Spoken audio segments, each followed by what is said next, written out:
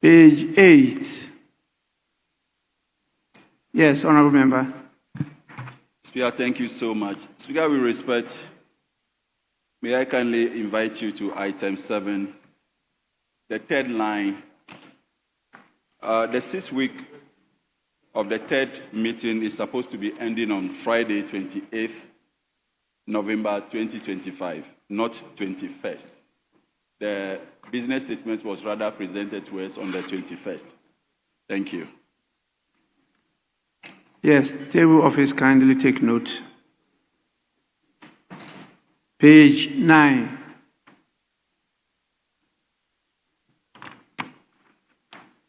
Page 10.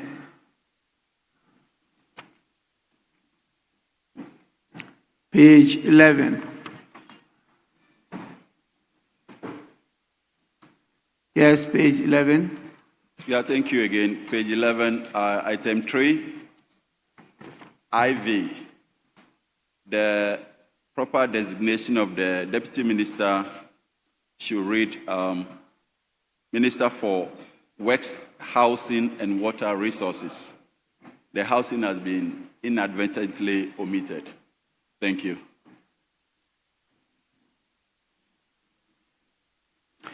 Yes, table office. Roman number 28. Thank you, Speaker. Table office, take note of that. Yes, please. Page 14.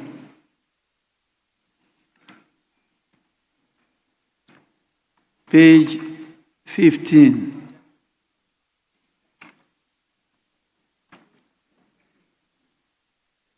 Page 16.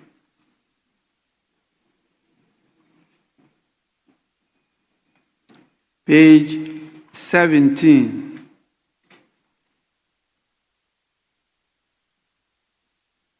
Page 18.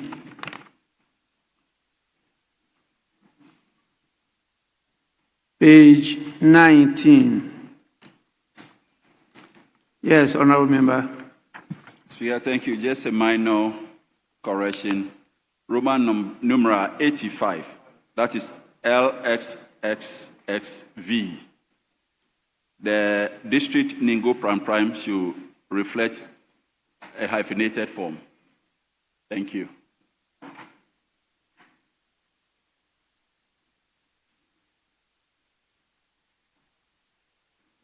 LXXXV, Mrs.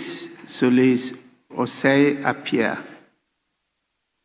Municipal Director of Education, Ghana Education Service, Ningo Pram Education Directorate, Greater Accra. Exactly so, Speaker, except that I'm saying that the word Ningo Pram, the district name, the Ningo and Pram should be hyphenated. Yeah, thank you. Okay, sir. Please, table office, take note of that. Page 20.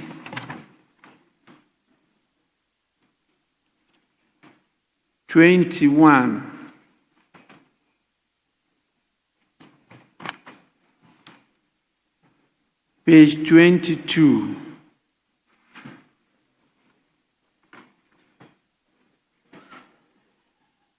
Page 23.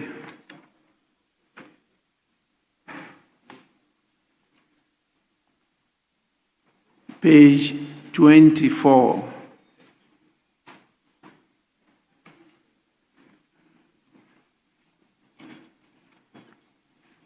Honorable members, in the absence of any further correction, the votes and proceedings of the 20th sitting, dated Friday, 21st November 2025, as corrected, are adopted as a true record of proceedings.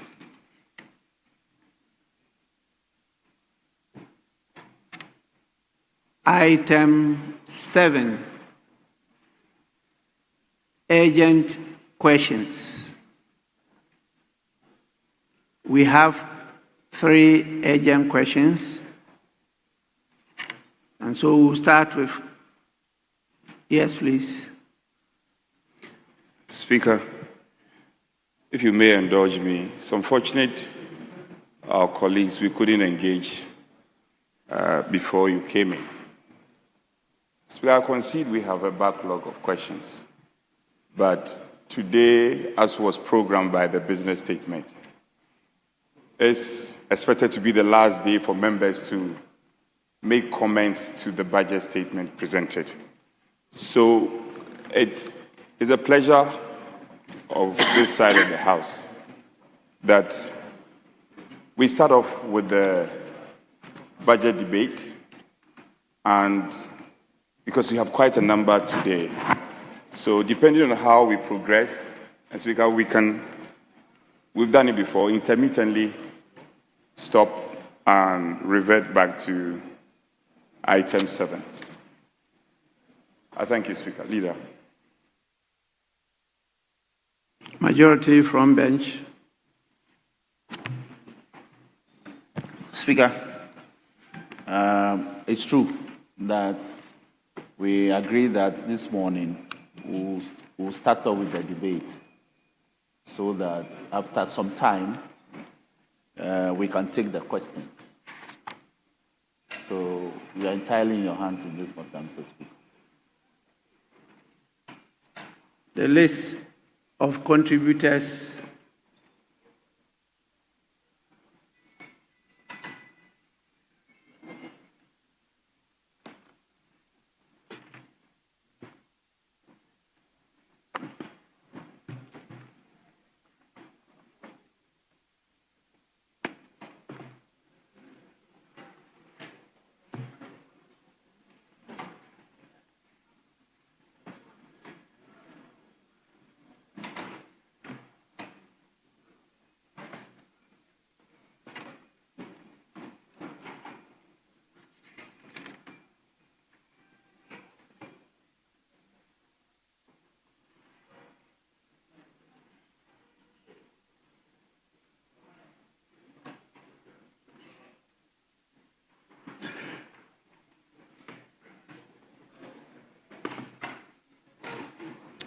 a list they give.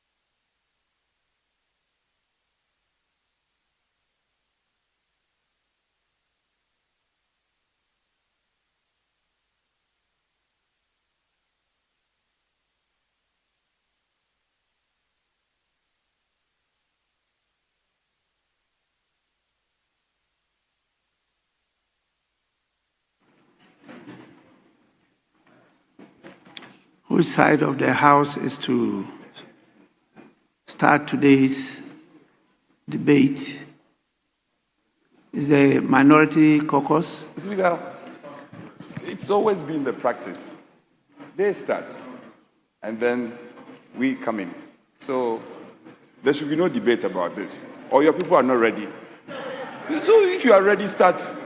What is your problem? I've seen Agboja is here. I've seen Akando. You are trying to strengthen your side. Oh, let me speak. Leader, let me speak. Leader, last week we started with full force. And I realized that the front bench, I see Kwame Abuja is here. He's here for a reason. And I see Akando also here. They are here for a reason. Because they realize that their legs are wobbling. Their legs are wobbling, so they have to reinforce. But if your people are ready, start. Honorable members, we don't need to stretch this. Yes, Majority Leader. Mr. Speaker, this budget speaks for itself. Without even a debate, the budget can win. Without a debate, without commentary, this budget can win. It speaks for itself. But it is good that we always have the minority side comment, and then the majority side will have the opportunity to respond. Majority starts, and then the majority responds. To know when it ended on Friday, then we could continue from there. So you are all making comments. You are all making comments. Which side made the last comment so that we go to the other side? Yes, Honorable Habib. Thank you, Mr. Speaker. Your last question, we concluded on Friday. Even the start of the commentary on the budget, they started it, and that has been the practice. So it will be them to this side. That's how, from Tuesday when we started the debate, that's how it has always been. So on Friday, they started from this side and it ended here. So today, Mr. Speaker, they have to start. The majority leader thinking that the ranking on this side should speak before the ministers. It's never the case. So we should start as we have always done from Tuesday, from the start of this commentary. That's how it has always been. So let's flow in that direction. Honorable members, you know the ministers who are appearing before the committees, and so at the committee level, you can engage. But so far as the floor is concerned, you are making comments. I have the list of the majority caucus with me. I was given the list of the minority earlier on, but it looks like it's mixed up with the plenty voluminous documents here. And so I'm not locating it, so I've requested for a replacement. So in the meantime, could we start from the majority side and call on Honorable Kwabena Menta Akando? You have 15 minutes. 15 minutes. I'm most grateful, Mr. Speaker, for the opportunity to comment on the 2026 budget statement. Mr. Speaker, as we all know, the right to quality health care in this country is clearly enshrined in the 1992 Constitution. The Speaker, per the 2026 budget, you will find the issues or the policies underpinning the health sector from paragraph 1056 to 1074. The Speaker, this government sees any expenditure in the health sector as an investment. The Speaker, we cannot grow any wealthy nation or productive nation without investing appropriately in the health sector. The Speaker, it is said that a wealthy nation or wealthy people reflect on a wealthy nation. The health of the people has a direct correlation on the productivity of the country. The Speaker, worldwide, it is estimated that every dollar you spend in the health sector, you get not less than $2 or $3 in economic returns. The Speaker, as leaders of this country and as part of the rate-setting agenda, His Excellency the President set out to fix the challenges in the health sector. The biggest health financing scheme in this country, Mr. Speaker, is the National Health Insurance Scheme. The Speaker, before we took over in 2024, and His Excellency the President was sworn into office on January 7, 2025, the Speaker, you'll recall that there were a lot of cries about delay in the payment of service providers in the health sector. And we always heard the threats from service providers about withdrawal of services because their claims have delayed. The Speaker, on this very floor of the House, both sides had advocated that we uncap the National Health Insurance levy. It fell on deaf ears. The President then was simply not listening. The Speaker, again, there is this statement in the health sector called unrealistic tariffs. The Speaker, I am telling you the challenges we met with respect to the National Health Insurance Scheme and how we have set out to solve those challenges. The Speaker, as we all recall, one of the policy directives, one of the instructions when His Excellency the President was sworn in was the fact that the National Health Insurance Scheme must be uncapped. The Speaker, so as I speak to you now, the National Health Insurance Scheme has been uncapped. Not only has it been uncapped, now there is prompt releases of funds into the National Health Insurance Fund. The Speaker, as I speak to you, we even sometimes have to call service providers to come for their claims. The issue of threats of withdrawal of services due to non-payment of claims are long gone.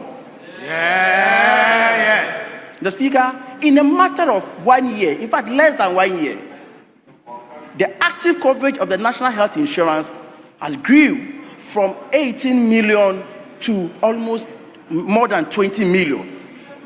Less than 1 year. And we are looking at about 60% coverage of the national. So the prompt releases of the fund and the uncapping of the fund, the Speaker, has boosted a lot of confidence in the National Health Insurance Scheme. And that is leadership. That is the resetting agenda. That is governance. Mr. Speaker, for your information, beginning January 2026, the current tariffs on average will see an increment of 120%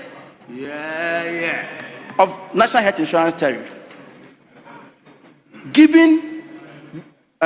Meaning to realistic tariffs and trying to fight the issue of co-payment, the illegal payment that some service providers charge subscribers, although they are subscribers. And so, Mr. Speaker, the National Health Insurance, as I speak to you now, have seen tremendous improvement. As of September this year, not less than 7.5 billion has been disbursed by the National Health Insurance Authority. Mr. Speaker, as I have already indicated, leaders are set out to solve problems. One of the biggest challenges across the world, on the continent, and Ghana is no exception, is the growing of non-communicable diseases. The Speaker, about now in motion. This particular fund is dedicated towards the funding of non-communicable diseases. Teach them. The Speaker, you also agree with me yourself, you've been the minister responsible for health. The government's attempt to ensure equitable distribution of the workforce. This year, we are distributing not less than 700 medical doctors across the length and breadth of this country. And it is Mr. President's directive that he would not want to hear that there's any district in this country without a medical doctor. And so these 700 medical doctors are being posted to the districts where they are needed most. That's leadership. That is leadership, Mr. Speaker.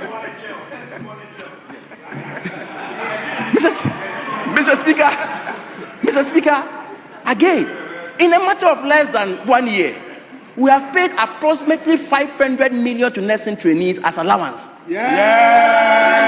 And in the next 2 weeks, Mr. Speaker, we are going to pay additional 231 million to them. The days of arrears in multiples of 20 months, 10 months, 18 months are gone. Now we are paying on time arrears. They are gone. Mr. Speaker, His Excellency, the President, as part of his 2024 manifesto, promised the good people of this country that we used to have 10 regions, and therefore we had 10 regional hospitals. During the last regime, we thought that once they had created the other extra regions, it was going to go with other facilities. Mr. Speaker, it will interest you to know that the 6 additional regions, none has a regional hospital. None of them has a regional hospital. And so, His Excellency the President has directed that with immediate effect, we start construction of regional hospitals in the regions where there are none. Mr. Speaker, as part of 2026 budget, we are going to begin the construction of 3 regional hospitals in this country. Mr. Speaker, namely the Savannah region, the Oti region, and the Western North region. Mr. Speaker, and we are going to continue the abandoned health facilities. Mr. Speaker, the last regime or administration dotted a lot of uncompleted structures across the length and breadth of this country. His Excellency the President has directed that he will never abandon any ongoing project. We are going to finish those projects to give meaning to the investment. Mr. Speaker, you don't start projects just for the starting of its sake, without the real impact on the economy. Ask yourself, those abandoned hospitals, what is the value of it? Mr. Speaker, we are going to complete all those projects. Mr. Speaker, again, we admit as a government that government cannot do it all alone. And therefore, we are looking and seeking to bring the private sector on board. As innovative. Mr. Speaker, for example, it is this government directive that, as part of getting all our hospitals retooled to have the right equipment, we are inviting the private sector in to do what we call equipment placement. So that we can get the required equipment at each hospital, whilst government is also going to procure more for the smooth running of our various health facilities. Mr. Speaker, it is our expectation that our colleagues on the other side, Mr. Speaker, will join us to celebrate this particular budget, to contribute meaningfully to this particular budget. Because, Mr. Speaker, if you check the budget, we are investing in people and they are the right places. We are just not dotting around infrastructure. Mr. Speaker, we target what we can complete. So if it is 3 regional hospitals we want to do, we start 3, we finish before we roll the next one. Mr. Speaker, as part of the Agenda 111, clearly in this budget, an allocation has been made. And not only has it been made, Mr. Speaker, again, we are also going to partner the private sector. Mr. Speaker, we are going to partner the private sector, bring them on board, complete them, equip them, and then manage them. What is important to His Excellency the President is the fact that the ordinary Ghanaian will have access to quality health care delivery. Mr. Speaker, I thank you for the opportunity.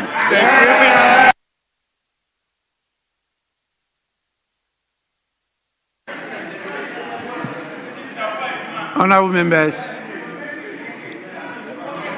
the member used just about 13 minutes out of his 15. But before we go to the next contributor,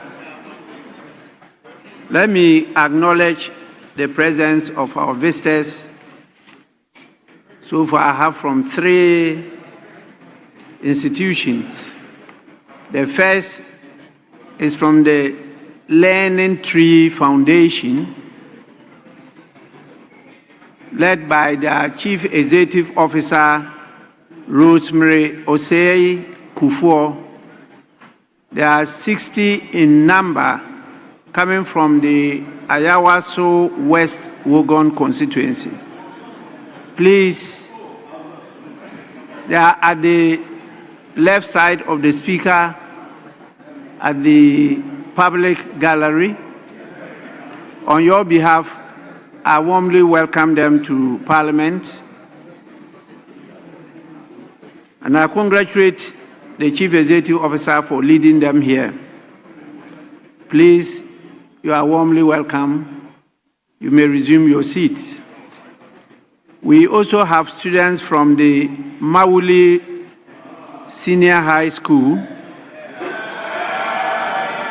led by the teacher by name Christian Agbachi. There are 77 in number coming from the whole central constituency. Straight ahead of me are the students. Please, you are also warmly welcome, and you may resume your seat. The third group is from the St. Paul Catholic Church, Sinasi Brekum. There are 36 in number, and they are led by the chaplain and financial secretary, James Ousu Ababiu and Anchi Augustine. As I said, there are 36 in number, and it's located at the Brekum East constituency. You are also warmly welcome, and please, you may resume your seat.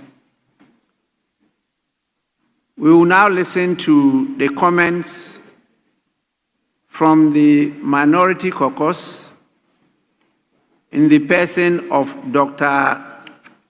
Nana Ayew. You have 15 minutes.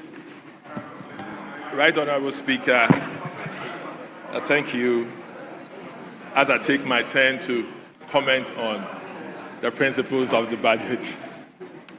Mr. Speaker, I've heard the Minister of Health speak copiously on the policy, and as I take my turn, I would want to say that there's a high level of inconsistencies.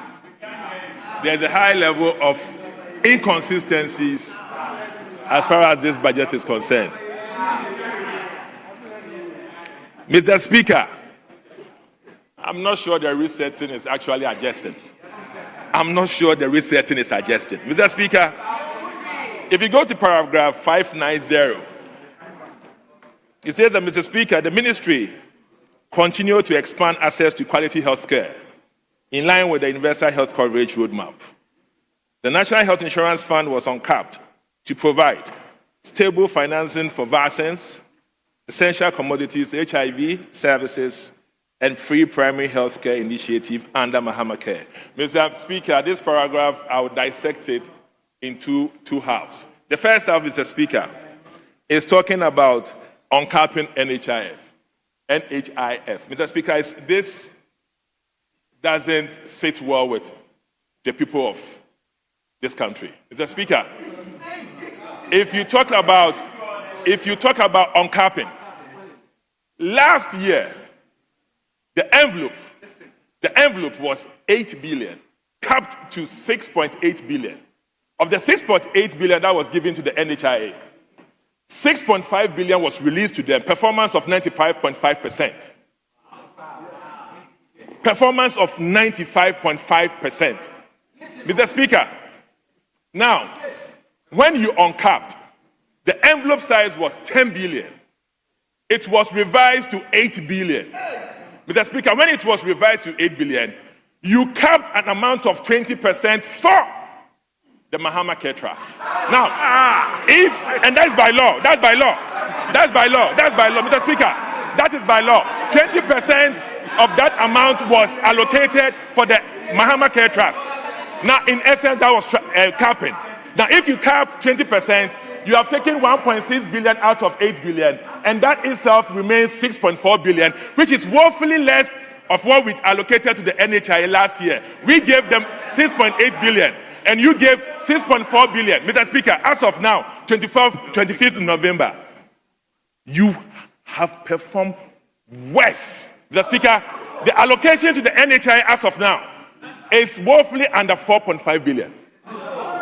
Woefully under 4.5 billion. The allocation to the NHIA is woefully under 4.5 billion.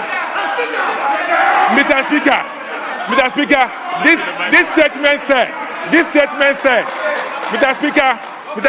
statement said, we are uncapping to make funds available. Honorable but if member, you uncap and cap, honorable member, please, just a minute. We're taking note of your timing, so nobody will take a minute from you. Yes, Honorable Minister. Mr. Speaker, with respect, my colleague is misleading the House. Mr. Speaker, as of today, as I speak to you now, the disbursement from the even allocation and the lodgement of funds in the National Health Insurance Levy and the fund stands around 7.5 billion and not 4 billion. Where is he getting the 4 billion from? Where? Mr. Speaker, this house is a house of records. You cannot be misleading the people like that. Thank you. Mr. Speaker, come on, bring it on. Honorable member, you may continue. Mr. Speaker, he may want to table the respective documents to the table's office. Otherwise, you are misleading us. Mr. Speaker, Honorable members, to solve the problem, I want both of you to table your documents to solve the problem so that we know whether it's 4.5 billion or 7.5 billion. We just need your documents, and that's all. We'll solve the problem. Yes, but you may continue. Mr. Speaker, so if you uncap and make 8 billion available, and you further cap it by 20% to Mahama Care Trust, now what is actually available is not the 8 billion, it's actually 6.4 billion for NHIA to perform. That's the truth. So we cannot be here for you to write in the statement that the NHIF was uncapped to provide stable financing for vaccines, when you know very well that the uncapping was recapped and what is available is not actually what you are saying. So this one doesn't really sit well with the agenda resetting. Mr. Speaker, then again, you look at the statement of the minister. He says that, and the free primary health care initiative under Mahama Care. This is confusing. Mr. Speaker, Mahama Care, you are saying, is for specialist services. Mahama Care, you say, is for non-communicable diseases. Then again, you come and say in this statement that we are making funds available as we made it for Mahama Care to take care of Mahama Care, including free primary health care services. So the free primary health care services, are we further smuggling that to be under Mahama Care to further compete with other financing allocation to the NHIA? This is inconsistent. This is so inconsistent. Mr. Speaker, I'll move on. As I move on, I come to the principles of the budget. You didn't talk about blood, the lifeline of the human and the lifeline of this country. Mr. Speaker, today, I say, and I tender in this document, that Zipline is decommissioning. Is decommissioning 4 of its centers. 3 of its centers. Center 4, Center 5, and then Center 6. What does this mean? There has been non-engagement. There has been non-engagement and also inability for government to provide funds for Zipline. Mr. Speaker, the allocation this year was 20 million. Knowing very well that you owe Zipline as of now 175 million. Mr. Speaker, what this means is that, as this letter says, they are shutting down these 3 centers. The Enum Center supplies the whole of Volta region. It supplies part of Eastern region and the Afran Plains. Mr. Speaker, they are also shutting down with the Western North, Seshi. The minister's own backyard, Seshi, we also distribution center. That means that they are not supplying blood, medicines, vaccines to the whole Western North, part of Western region, part of Central region, Ashanti region, Ahafo, Bono. Mr. Speaker, they are also shutting down, effective today, Table Office, the Karachi Distribution Center. And that means that Karachi, part of Savannah, and also East Afran Plains, effective today, people are going to die needlessly of shortage of blood, medication, vaccines. Mr. Speaker, the reason why they are shutting down is because of the lack of funding. The resetting has made sure that there's no funding to the Zipline entity.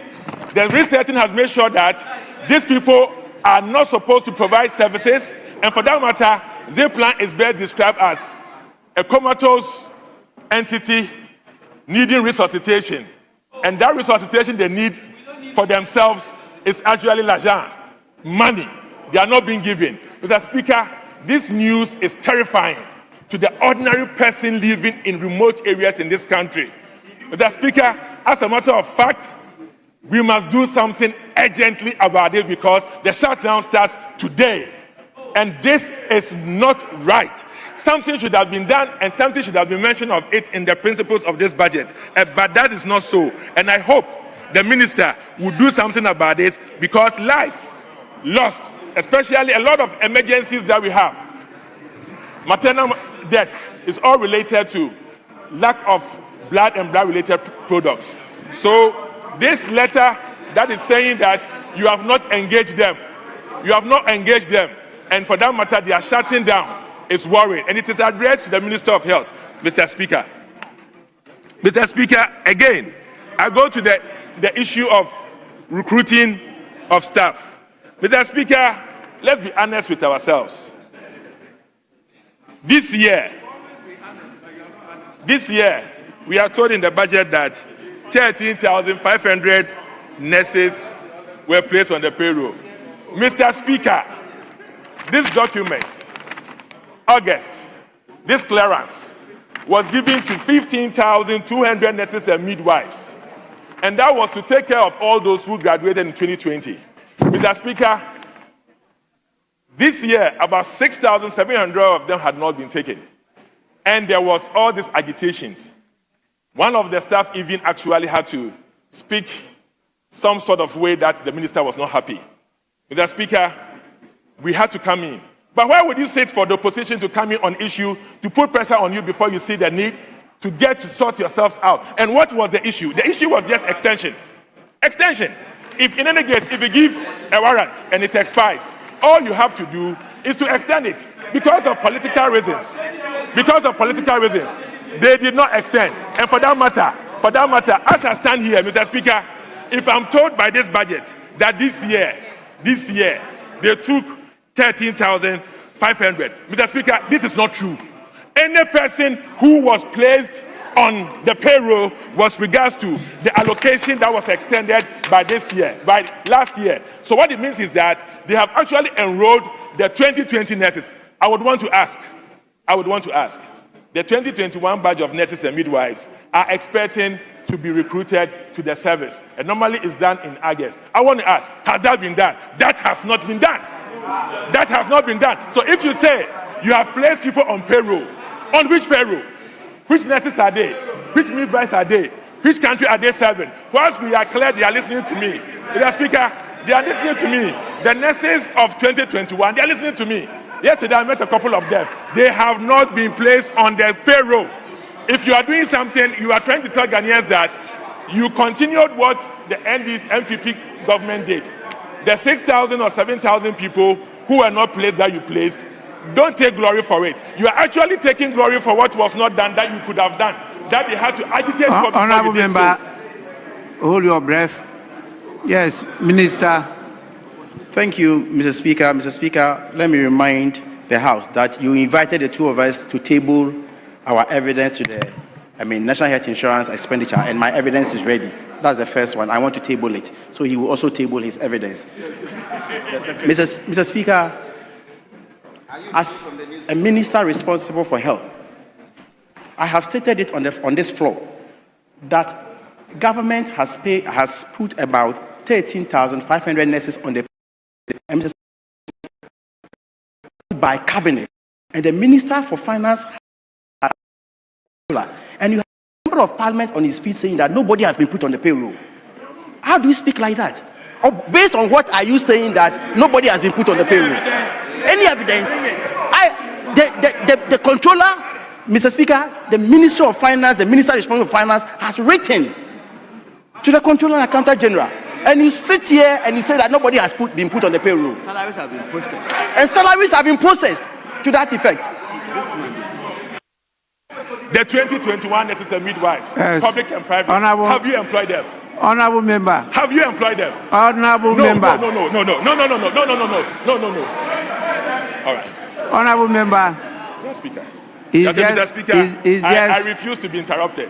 I would want to, under your direction, continue my presentation, if you so yes, allow. I just wanted to draw your attention to the fact that he's challenging your statement, which I believe is a statement of fact, that the number he gave of government putting 13,500 on the payroll is untrue. That's what you are saying. That's the position you have taken. Yeah, Mr. Speaker. And he's asking for the basis. God here provided the Speaker. basis for his Mr. 13,500. Mr. Speaker, my position is that No, the I'm 2021 not talking about your position. I'm talking about the statement of fact. Mr. Speaker, technically speaking, 7,000 of all those people were part of the clearance that was issued last, and those were those which were placed, the 2020 batch. But I'm asking, have you, Ghanaians are listening, have you recruited the 2021 batch of nurses and midwives? That has not been done. That has not been done. So that is the politics of it. You are creating the impression to Ghanaians that this year you have recruited nurses and midwives, whilst you are enjoying the clearance of last year. I'm only exposing them. Mr. Speaker. We are speaking to two things. You met a financial clearance. That is what we wanted clarification on. Yes. Now, your position is that, yes, we have 13,500 on the payroll, but that did not include the 2021 nurses. Absolutely. So they are based upon the financial clearance. Okay. They are based upon the MPP's All right. financial clearance. Yes, So you've done nothing.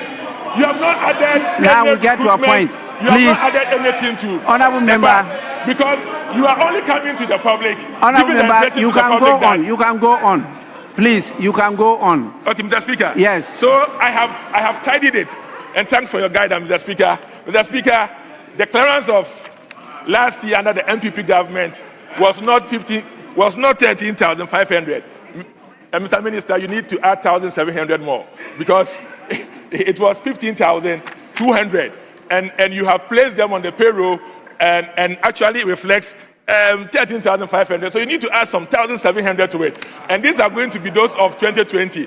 Again, every year we have to add on. So this year we are expecting the clearance for the 2021 nurses and midwives that you have not done. Mr. Speaker, I'm asking my good friend on the other side to do it. And that one, he can come here and tell us that this year they have added on 2021. Otherwise, we move into next year and they are now going to do 2021 and they have shortchanged those of 2022.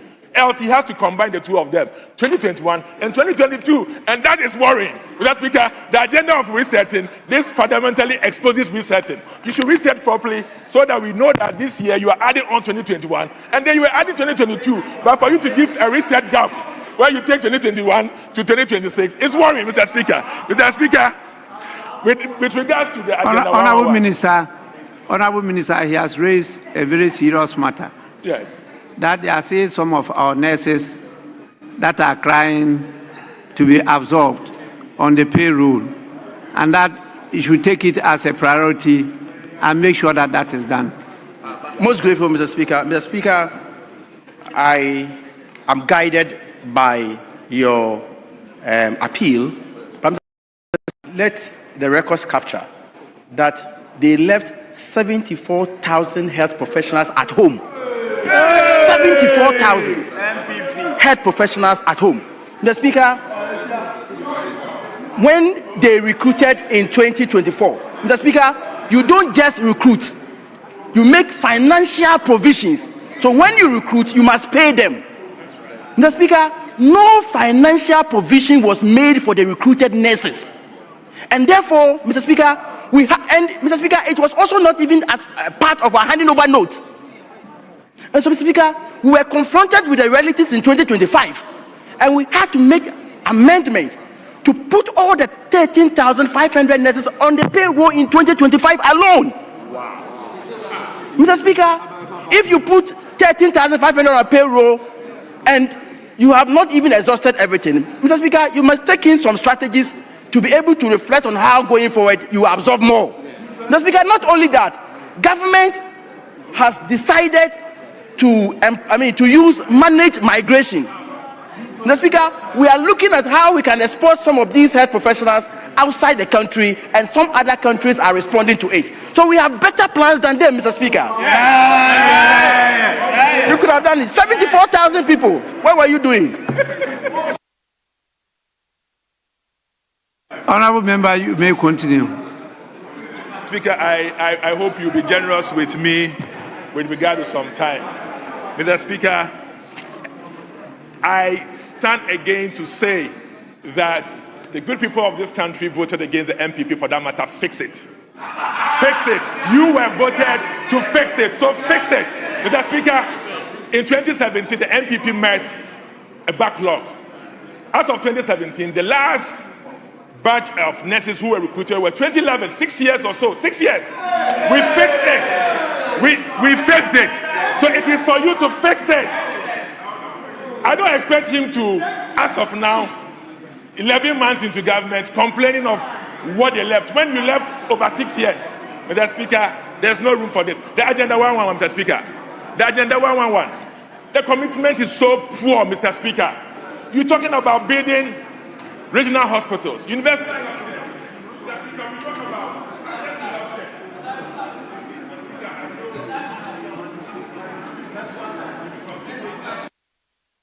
Please kindly give the member 1 minute.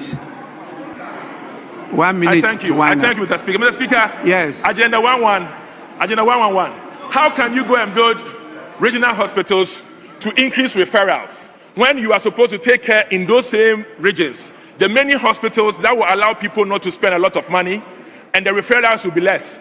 You want them to leave their homes and take a lot of transport, a high cost of transport, knowing very well that, according to Thaddeus and Main, it affects access to health care. You want them to leave their districts to go to the regional centers, increasing referrals when you are supposed to look for money to take care of Agenda 111. Mr. Speaker, there's an anomaly here. This is inconsistent. And Mr. Minister, would you want to say that, Mr. Minister, as I make my debate? You have not been, the Speaker have not given you. So, Mr. Speaker, I want the Honorable Minister to know that attaining universal health care 2030, every country is going towards districts, citing hospitals close to the rural areas. We've gone past that time where we put them in the main city. That's what you encourage. Honorable member, your time is up. Your time is up.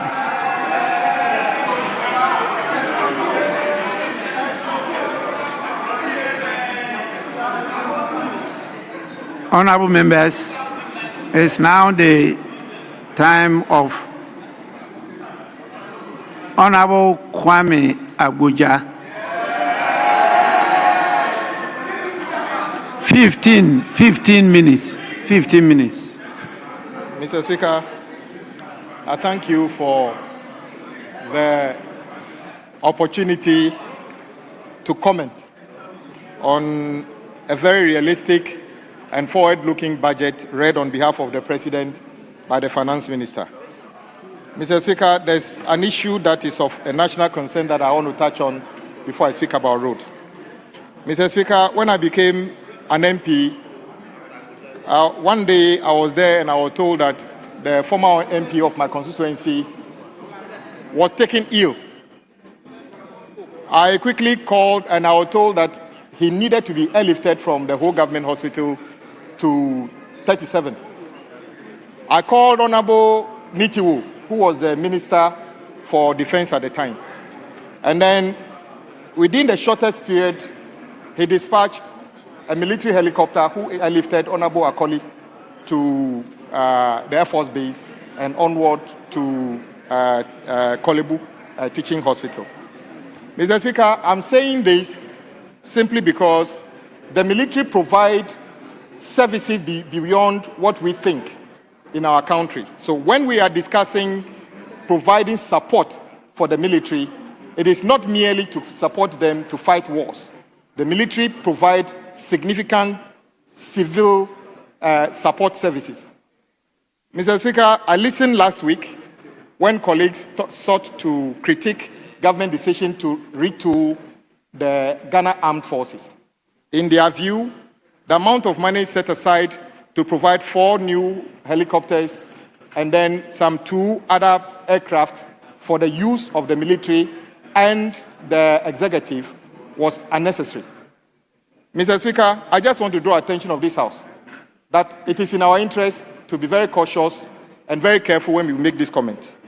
It is quite interesting that, Mr. Speaker, the side that today opposes this was comfortable, for instance, to spend $97 million on the site of the cathedral. To them, prioritizing the $97 million to dig a hole was better than supporting the military. The same site actually looked on when 1.6 billion Ghana cedi was, basically misapplied at the National Service Secretariat, and they are saying that they prefer 1.6 billion Ghana cedi to be misapplied at the National Service Secretariat rather than supporting the military. Interestingly, Mr. Speaker, a certain, defense minister sat in cabinet when that cabinet approved the purchase of 3 helicopters. It turns out that those helicopters were 50-year-old, in fact, older than that minister of defense himself. The helicopter was older than the defense minister who actually participated. In fact, at that time, a certain minority leader also was around 47 years, participated when those 3 helicopters were bought for the police. Today, Mr. Speaker, 3 helicopters were bought for the police, Mr. Speaker. Nothing comes of it. Cannot even fly from the hangar to anywhere. And this side of the aisle actually supported those things. And yet today, when we say we want to retool the military, they are talking about it. Mr. Speaker, I don't think this is the right way to look at this thing. So I am encouraging them to be careful when we talk about these things, especially if it's about the military. Mr. Speaker, let me come to road. Mr. Speaker, indeed, almost everybody I meet, whenever we visit every community, colleagues, including this morning, come to the Ministry of Road and Highways complaining about the nature of the terrible roads in their communities. And Mr. Speaker, that is true. Yes, I agree with you. The road network in our country is nothing that anybody should be proud of. Mr. Speaker, we should invest to improve the roads. But Mr. Speaker, I want to give you a perspective of where we ended up, or where we started from. Mr. Speaker, in 2016, the entire commitment under all the agencies of the road ministry was just 10 billion Ghana cedis. That is all road projects awarded across all the agencies, including Road Fund, was just around 10 billion. And then bills unpaid was just about 7 billion. By the end of 2027, Mr. Speaker, the side opposite left projects contracted at least 110 billion Ghana cedis. And then the bills left unpaid is in excess of 40 billion Ghana cedis. And they look us in the face and tell us that this is a better management of a country. No, it cannot be. Mr. Speaker, as of the time President Mahama took office, more than 90% of contractors were not on site. And colleagues from this side and the other side come to me, Honorable, what will you do? In fact, if you listen to the questions, what will you do to get the contractors back to site? As if we were the ones who asked the contractors to leave site. Some of those contractors left site in 2020, 2022, 2023 because they worked and were never paid. And that is what the situation is. But guess what, Mr. Speaker? The President directed, as the Honorable Minister for Health also said, that no ongoing project should be abandoned. Unlike 2017, when the side opposite took over power, what did they do? They made a policy statement to suspend all road projects, especially Cocoa Road, that they were doing investigation. By the time they finished, and in fact, I remember very well, the former minister stood here and said that there were so many things wrong with Cocoa Roads and other things. Mr. Speaker, I beg to say that today, if you see the Cocoa Road program they left, it is appalling. Mr. Speaker, we will continue and find resources to make sure that all these abandoned projects are continued. And there's one that is dear to my heart. And I wish my colleague, Honorable former Minister for Road was here, Honorable Asenso. Mr. Speaker, when you serve in a high office, a privileged office as a minister, you should conduct yourself as a nationalist.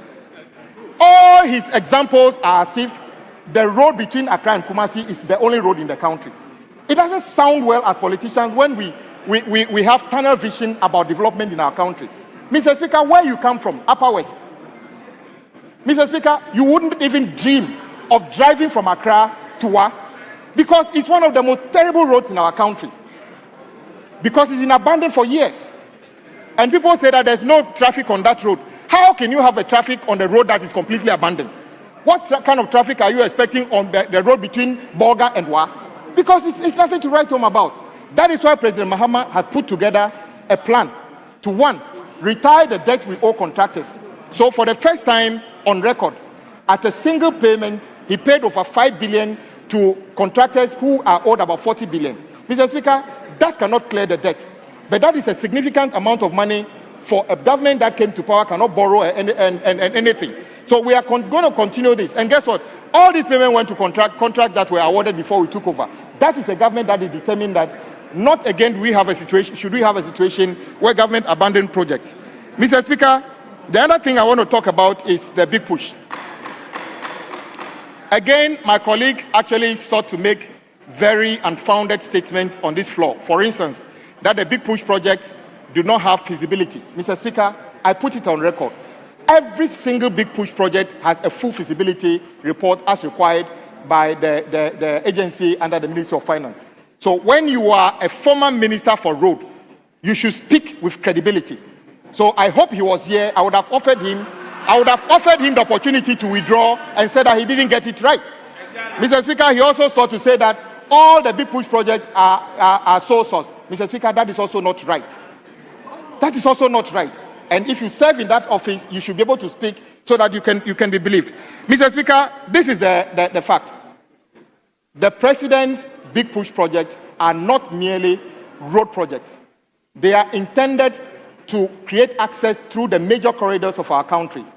The Eastern Corridor, the Western Corridor, the Central Corridor, and then the Northeast Corridor, and some of the ring roads in our country. Mr. Speaker, I'm happy to report this morning that all these corridors that I've mentioned, contractors are already on site and working.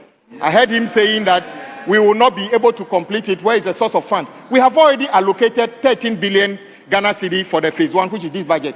Mr. Speaker, I can tell you that 13 billion actually exists this morning.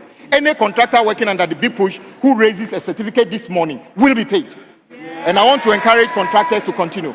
In the 2026 budget, we set aside another 30 billion to make sure that even next year, when contractors raise certificate, they will be paid. Mr. Speaker, I'm dreaming of the day that you can drive, not because you cannot fly, from Accra, through Wenchi, through Sola, to Wa on an asphalt road. That is what the president is thinking of. And that is what is going to happen by the end of 2027.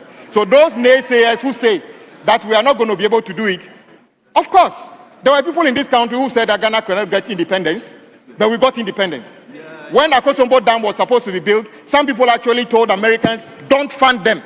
Today, Akosombo Dam is there for all of us. Even when Terminal 3, the Kotoka Terminal 3 was about to be built, they said it's a waste of money. Today, the duty-free and other shops there belong to some of their relatives. Yeah. So it is not unusual for a certain group of people to always doubt the capability of Ghanaians. And I'm telling you, Ghanaians are capable. We are going to be able to build these roads. Under President Mahama, you will drive on asphalt road from Wenchi through Sola to Wa, and this is going to happen within 2.5 years. Mr. Speaker, there's also an issue of abandoned projects. Mr. Speaker, the reality. Yes, Honorable Minister, Honorable Dr. Amwa is on his feet. Yes. Thank you, Mr. Speaker. My respectable friend and a brother, Honorable Minister, has made a statement that per order 122 content. This is an august house of facts and figures. He made mention that when His Excellency Kwame Nkrumah was trying to construct the motorway, he was told by some people that Americans were told by some Ghanaians that they shouldn't finance it. This is a serious statement. I would like my minister to substantiate what he said, because this is an August house. This is where we make laws. This is where Ghanaians are taking a lot of pieces of information for their decision-making processes. So I would like my honorable minister to actually provide the source and how credible it is, so that we can also correct this in the near future. Thank you very much, Mr. Speaker.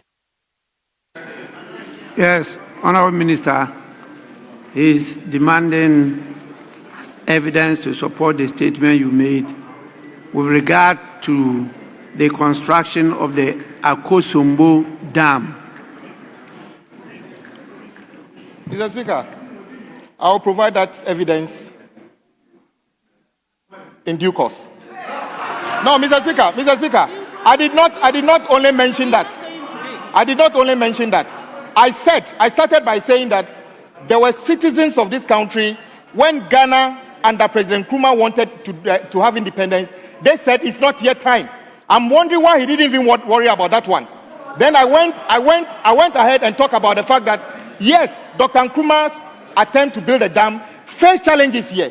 Mr. Speaker, I'm happy you recommended somebody to sell some books to all of us. I'll table that the reference from that book, Mr. Speaker. Oh, of course, Mr. Speaker. I didn't want to mention names of those people, so I'll continue, Mr. Speaker. There's also a question about why a particular project, Accra-Kumasi bypasses, are not being completed. Mr. Speaker, let me put it on record.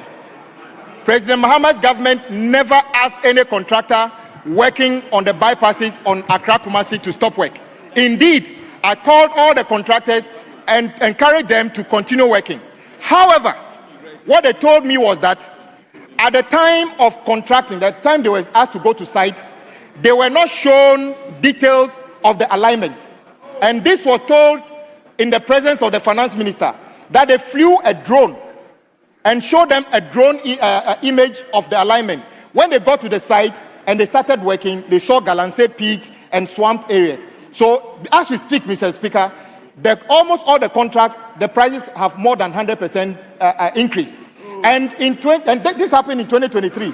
Unfortunately, the side opposite made no effort to actually capture the variation. Today, as we speak, we are being told that we need another 3 billion or so to be able to complete the bypasses on Kumasi Road. And President Mahama is doing that. Indeed, one of the sections has actually been completed and taken over. We intend to make sure that in stages we complete the site on of the Accra-Kumasi Road.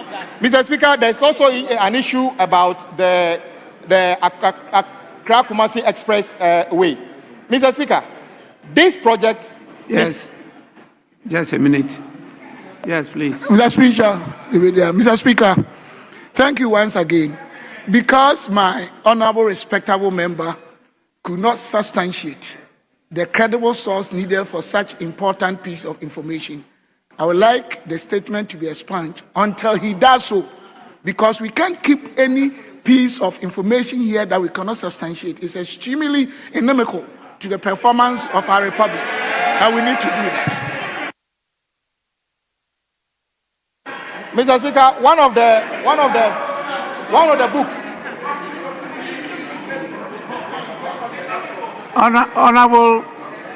Honorable Dr. Amwa, if I have to apply this your rule, I don't know how many of you can make contribution on this floor. You may disagree with him. He may provide some evidence.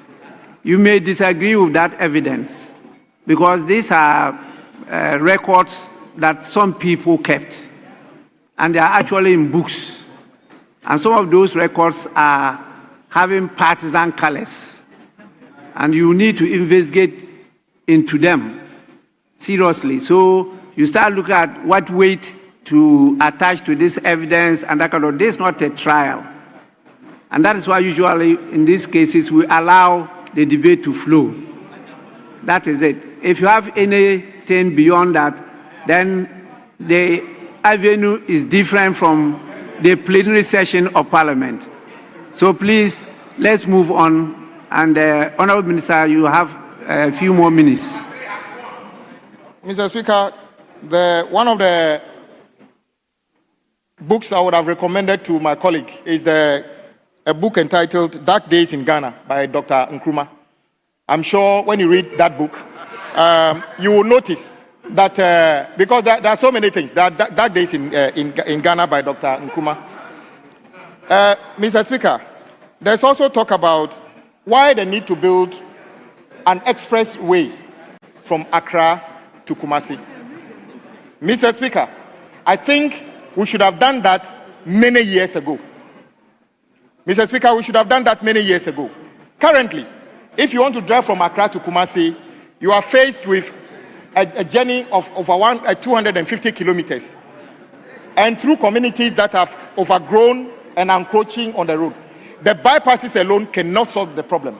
We are creating a new growth pole. And Mr. Speaker, already halfway through the study, we just realized that we can cut that journey to under 200 kilometers. Imagine what 50 kilometers means to the fuel tank of an average person. It means that 40% of the travel time can also be taken off. How can you tell me this is not important? Mr. Speaker, not only that, once we are able to determine this alignment, the idea is to put alongside a railway, which is finally a high-speed train from Accra to Kumasi and beyond in the future. How can you say this is not important? Indeed, you spend over $100 million under the so-called Buankra Integrated Logistics Terminal, which is in the bush. Nothing is being done because no transporter is ready to move goods from Tema on the road and take it to Buankra, and then somebody from Swami will now come to Buankra to clear it. If you can get to Buankra, you would rather take it back to Kumasi itself. So this project will actually unlock the potential of the Buankra Integrated Logistics.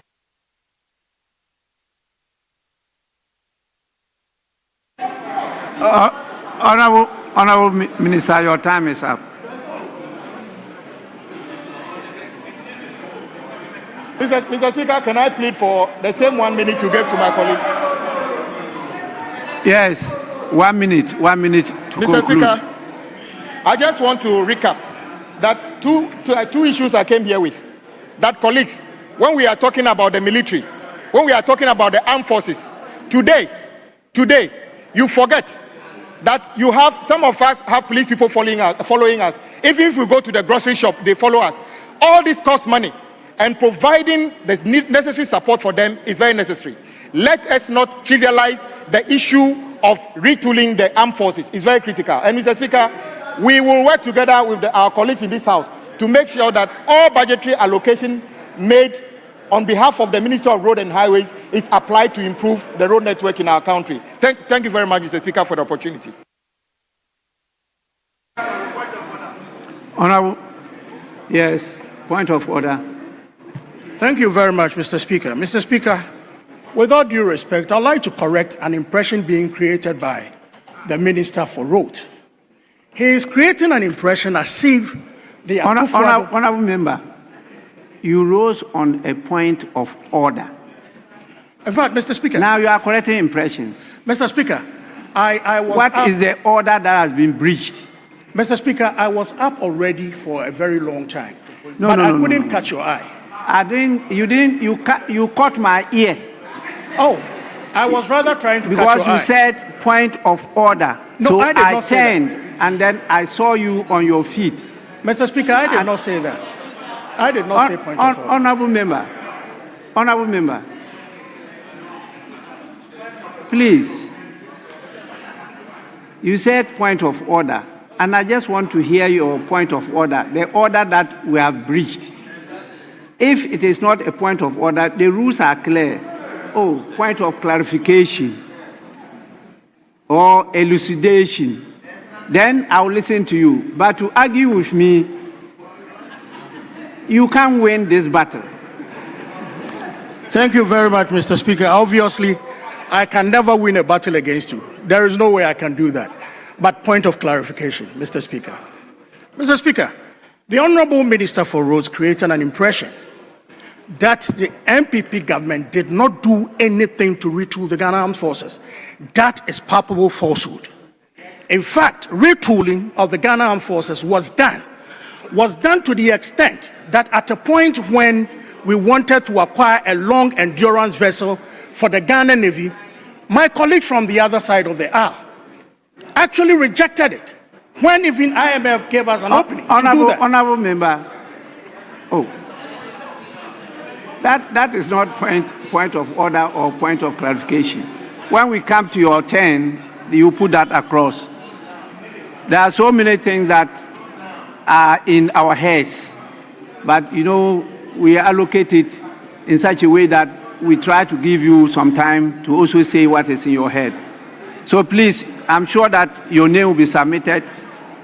Let me check and see whether your name is there. The name is? Mr. Speaker, unfortunately, my name is not there. I've been ill for some time now. And so I couldn't even give my name out. I was scheduled to be here on Friday, but I was taken ill, so I couldn't do that. Oh, sorry. Thank you. Because we have about 13 members from the minority side and the same number from the majority side for today. And so a lot more will be contributing. And you may get opportunity if the Lord smiles at you. Please, is the turn now of Honorable Vincent Eko Asafua. 15 minutes. 15 minutes. Thank you very much, Right Honorable Speaker, for the opportunity to contribute to the 2026 budget estimate and the economic policy of the Republic of Ghana, which was read by the Finance Minister.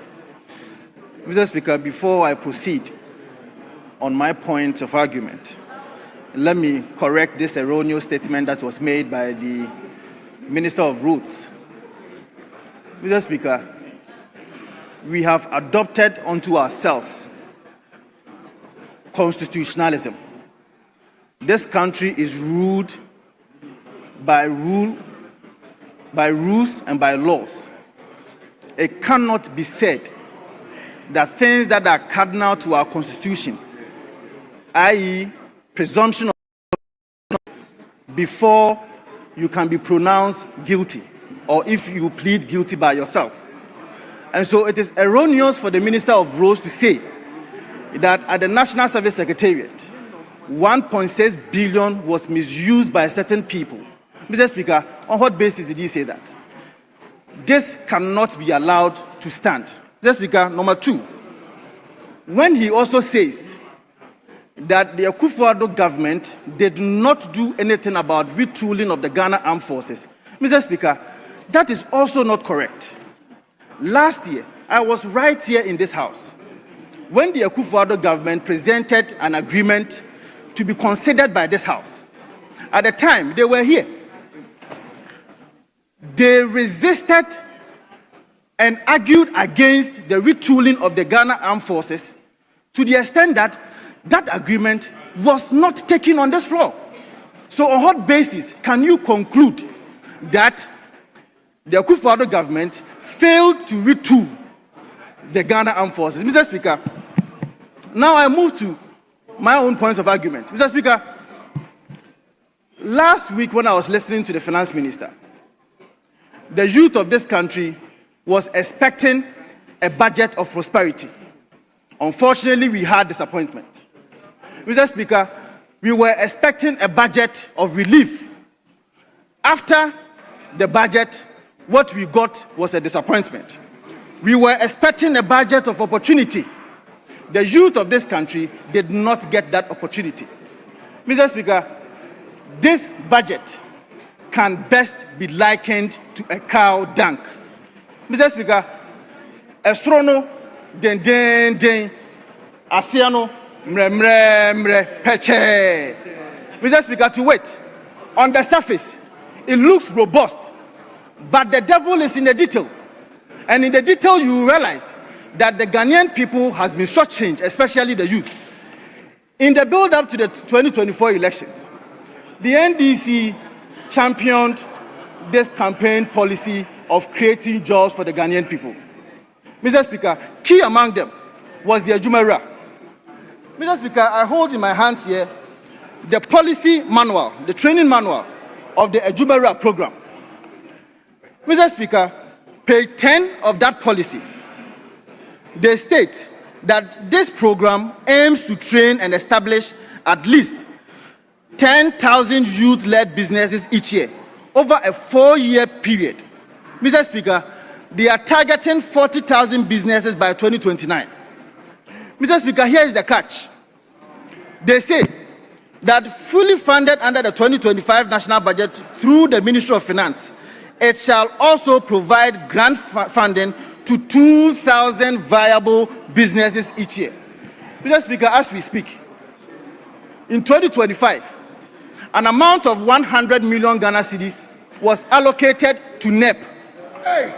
Currently, only a paltry figure of 34 billion Ghana cedis has been released to the NEP.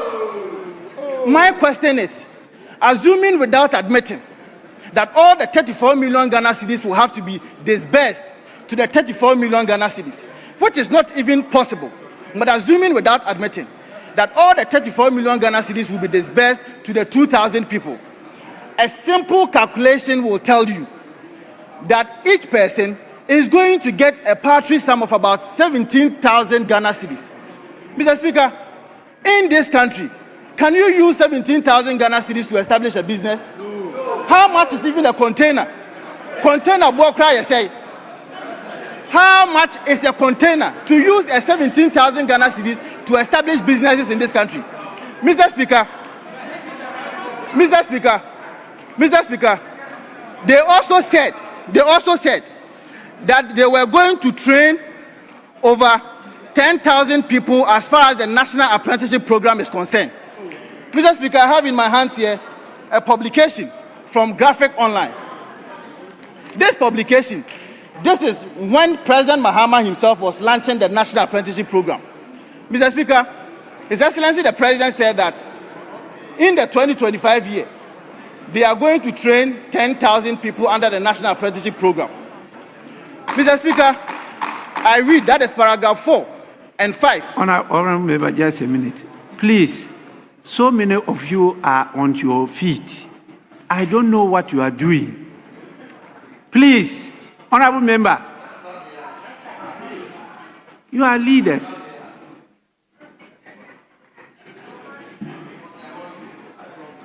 And I've told you the rule that when you are on your feet and you want to whisper to a colleague, you stand by the side of the colleague so that your back is in the maze. That is the authority of the House. And you all know traditionally, you don't stand with your back to the chief.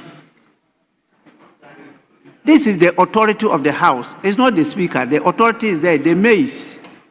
So please, when you want to at least whisper to a colleague, go to the side of the colleague and then whisper, but facing the mace, not with your back to the mace. That is complete disrespect. Now, next time I see any of you on your feet that way, I will name the person and read the rules about naming and be guided by it. Honorable Member, you may continue. Thank you very much, Right Honorable Speaker.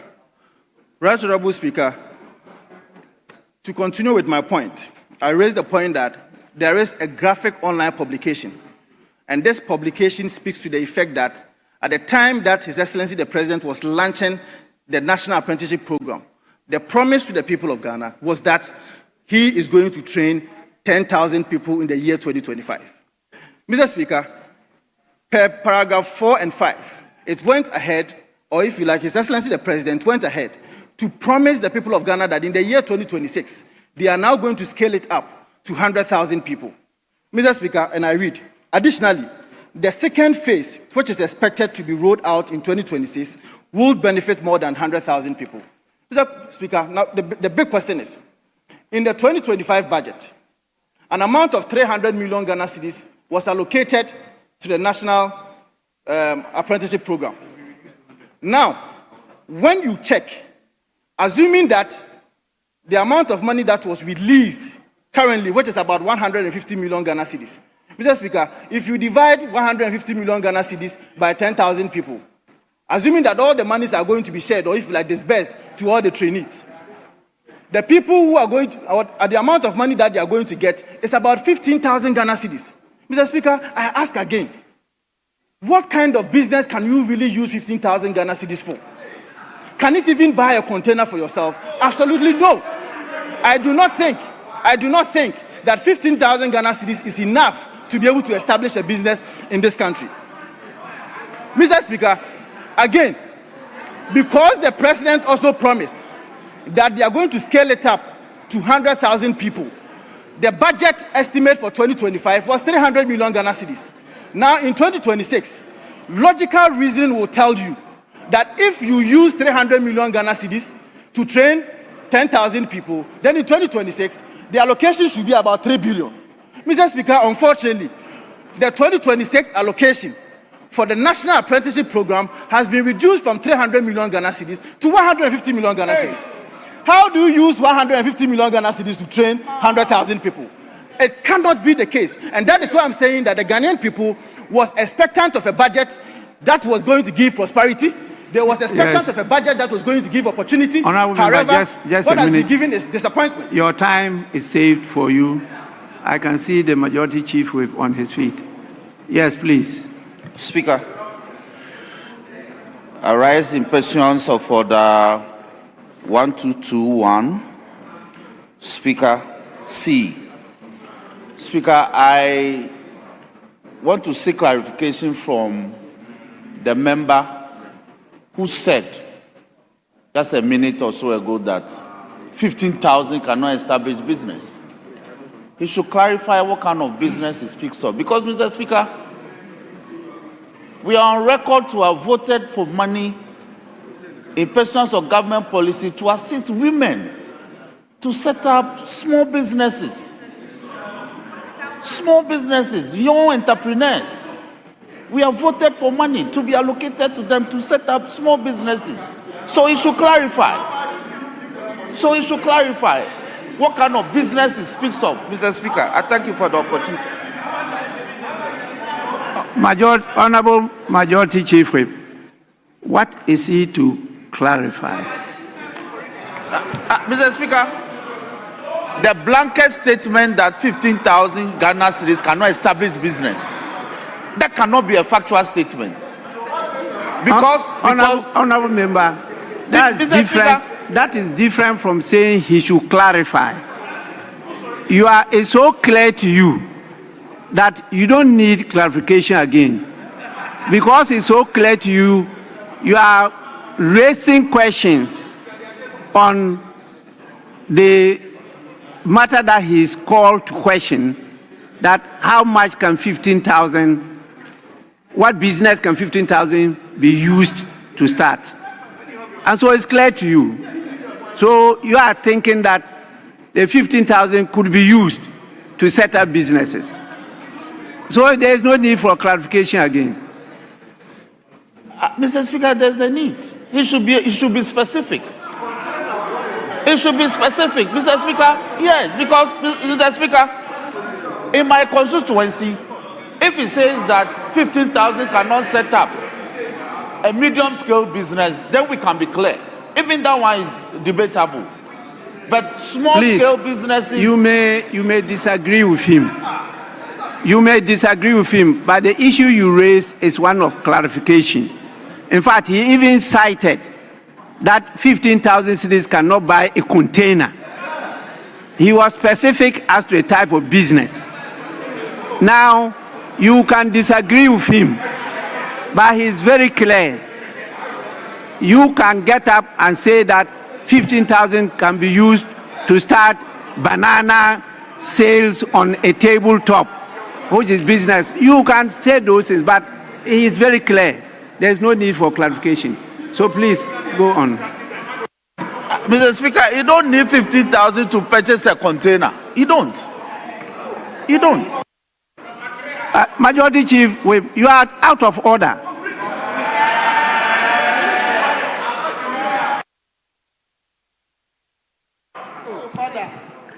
Thank you very much, Mr. Speaker, for protecting your nephew. Mr. Speaker, we have to always be seeing you in this chair, because normally when we are here, we feel protected. Mr. Speaker, the budget provides no bold recruitment. Yes, yeah. No bold recruitment plan, no roadmap, and no credible strategy for absorbing trained young people into productive work. Mr. Speaker, in the 2026 budget, they have indicated to the people of Ghana that they are going to create 800,000 jobs. Mr. Speaker, I am going to give the breakdown of their 800,000 jobs promise, and the Ghanaian people are going to judge whether these are sustainable jobs, whether these are permanent jobs that they promised the people of Ghana in the build-up to the 2024 elections. Mr. Speaker, they say, and I'm happy that the Roads Minister is here, they say that 490,000 jobs are going to be created out of the big push. Mr. Speaker, you and I know that the tenure of engagement of these people who are going to be employed by the big push is coterminous with the lifespan of the contract. So clearly, Mr. Speaker, this cannot be a sustainable job. These are not permanent jobs.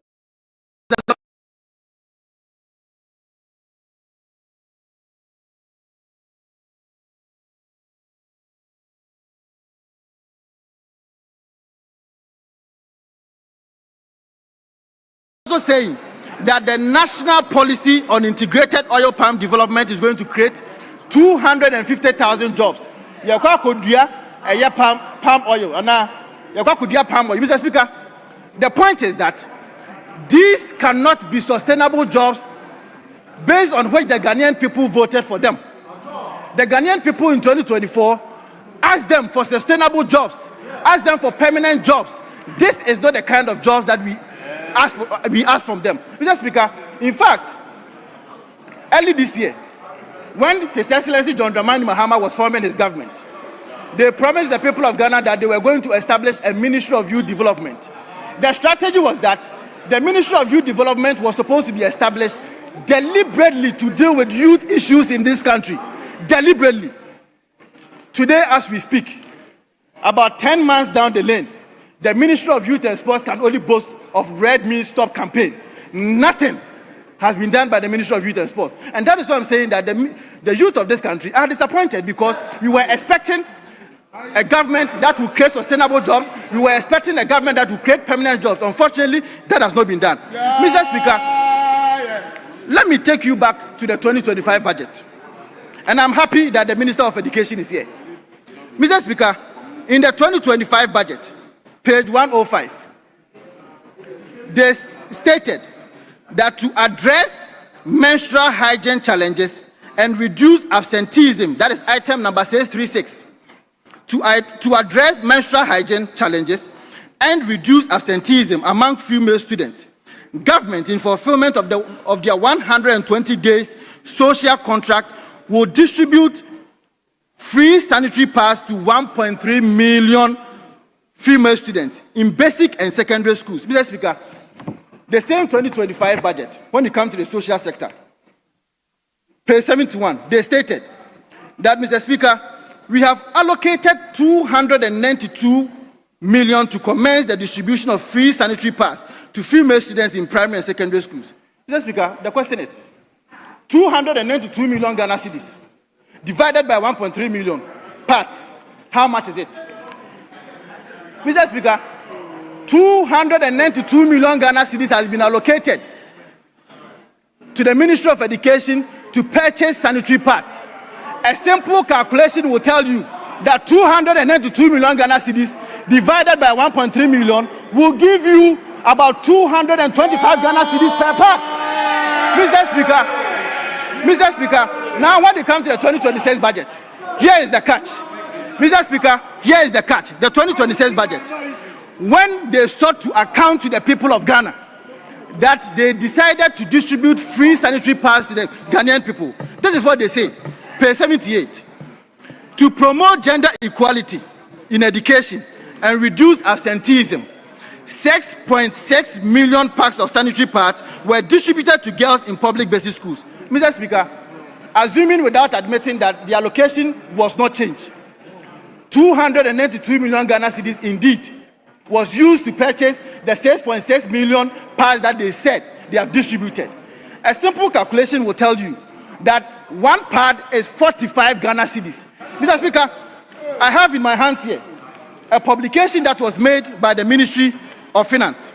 Mr. Speaker, the Ministry of Finance posted this on their Facebook wall. They said that sanitary pads has reduced from 25 Ghana cedis to 15 Ghana cedis.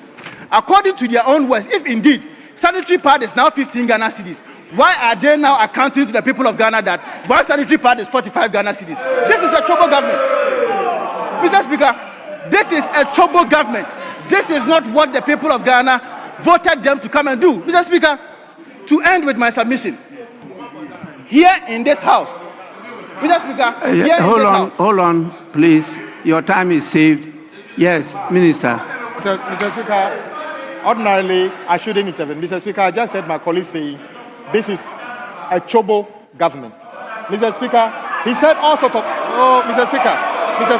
Speaker, Mr. Speaker, Mr. Speaker, Mr. Speaker, I just saw my friend, the former Minister for Lands. The last time you got up here saying something, you have to apologize and withdraw. You are still up again. I encourage you to wait. Mr. Speaker. Oh yes, Mr. Speaker. Mr. Speaker. Mr. Speaker, I'll repeat it, Mr. Speaker. He stood there last week and actually told untruth and was caught. He told untruth and was caught. Mr. Speaker, I will not withdraw. Last week, you told an untruth and you were caught. Is that not the case? Mr. Speaker. Honorable Minister, you are up on a point of order. So raise the point of order and let's go on. Mr. Speaker, two things. My colleague said that, first of all, the 480,000 jobs is not sustainable. Mr. Speaker, civil engineers, quantity surveyors, architects, most time in the world, we don't have a permanent job. We move from job to job. I am happy that government can create at least 480,000 jobs for 2 years. That is actually a good record. When we get to 2027, we continue. So these are actually sustainable jobs. Mr. Speaker, the second one is what I was talking about. Mr. Speaker, everybody knows in this country which part of this the aisle actually has fleeced this country to the extent that today, Mr. Speaker, to the extent that national service, which is supposed to be for ordinary people, somebody will take 1.6 billion and he says that it's not yet been proven. And you are calling a government, trouble government. Really, this side, you shouldn't even be talking. You shouldn't even be talking. If there's a trouble, you are trouble times 20,000. Honorable Minister, you have not raised a point of order. You are rather contributing to the discussion. So please, let's allow him to complete his submissions. Minority Chief Whip, if you are speaking, you take some of his minutes. Speaker, I know you are too benevolent to do this to me. So on a lighter note, my friend should just take it easy. I know he's a bit sensitive to some of the revelations, thrilling revelations coming out of the budget. But you should relax and enjoy the flight. We are only playing back your own facts. And it's coming from the budget. But seriously, Speaker, my good friend, ordinarily I wouldn't do this to him. He said, the Honorable Jinapo said something last week, and he had to withdraw. In fact, I came in to endorse. Oh, listen, you are falling into the same trap. What you are saying is not a point of order, please. I've already ruled on that matter, so you don't go back there. Let's allow the honorable member to complete his comments. Mr. Speaker, thank you so much for protecting me from this needless interruption. Mr. Speaker, let me put this matter in proper perspective. What the Honorable Minister sought to say here in this House had no basis. As far as the National Service Secretariat is concerned. Please, 1 minute. 1 minute Mr. Speaker, for him. no basis at all. The point is that I have given a basis in their own budget, their 2025 budget, and the 2026 budget. And you are telling the people of Ghana that you are using 292 million Ghana cedis to purchase 6.6 million Ghana cedis. How do you tell me that the argument that I'm making here is baseless? Mr. Speaker, it is true and it is a fact that in this budget, in their own budget, they have used 292 million Ghana cedis to purchase 6.6 million parts. And I'm saying that a simple calculation of this figure tells you that one part is 45 Ghana cedis. Mr. Speaker, Mr. Speaker, this is a publication. Mr. Speaker, this is a publication from Wezo. It says that the price of your sanitary pad, which was 25 Ghana cedis in January, is now going for 15 Ghana cedis. Now 15 Ghana cedis, they are buying it for 45 Ghana cedis. Mr. Speaker, Majority Chief Whip, before he concludes, Majority Chief Whip, you are on your feet. Just a minute. Yes, please. Speaker, I rise in pursuance of Order 1231. Content of speech. The Honorable Asefua referenced the government as Chobo government. Mr. Speaker, that is very unparliamentary. Sorry, please. I didn't hear the statement. Mr. Speaker, you may not have heard it. Yes.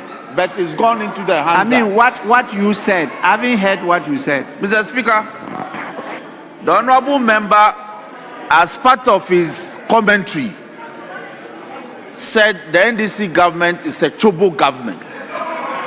Mr. Speaker, that is unparliamentary. You can say so on radio. But in this House, that language is not permissible. And so, Mr. Speaker, I am seeking your guidance that portion of the speech be expunged. Mr. Speaker, I thank you.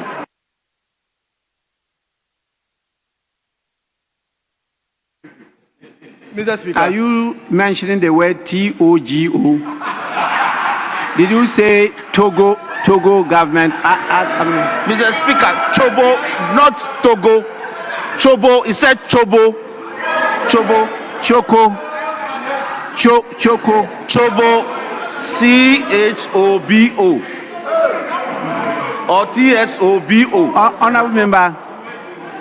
Honorable member, please. Did you say the government is Chobo government.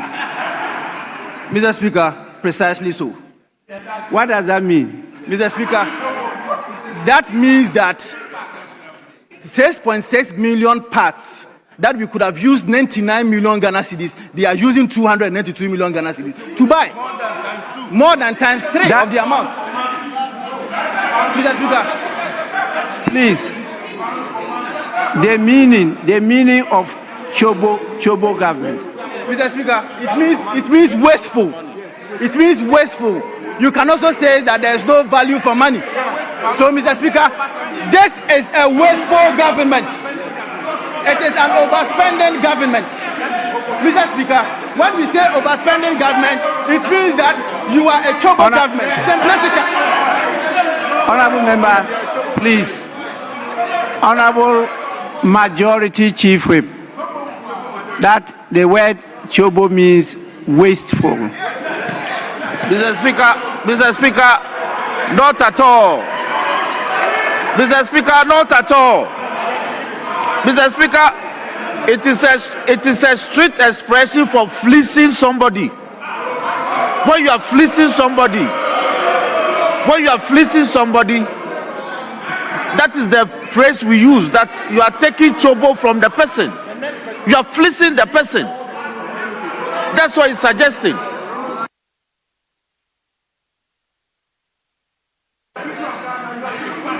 Honorable members, these are words, I don't know which language, but actually I don't understand the meaning of Chobo at all. And particularly the spelling is I'm told either is CHOBO or CGO or whatever, I don't know. Please, but honorable member, when you buy sanitary pad at 15 Ghana cedis, you need to transport it to where you are going to distribute it. There's cost to it. Please,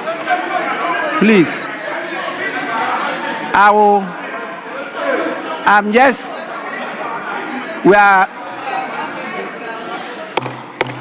honorable members, you've been in government before. Please.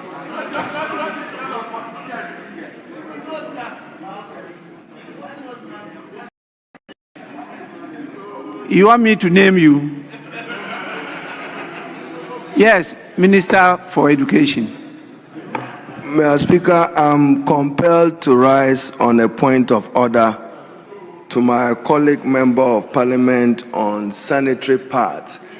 And Mr. Speaker, this is the second time I've seen effort to trivialize a major initiative by President Mahama to deal with female absenteeism results in dropout because of menstrual poverty. And therefore, my colleague, Mr. Speaker, has said that each part costs 45 Ghana cedis. Million final output of the sanitary pads contract. We competitively even advertised it, Mr. Speaker. Part of it was competitively advertised and determined through that procurement process. 6.6 million is what have been supplied.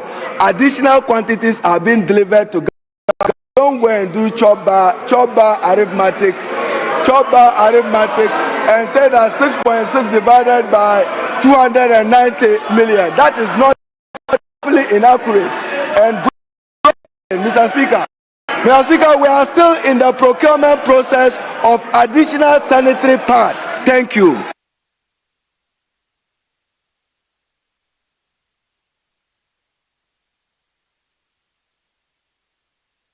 Honorable members, if you decide to reduce deliberation shouting battle,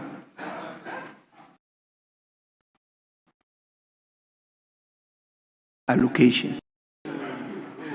Please, let's listen to each other, because the Minister for Education was trying to know that there's a final quantity that is being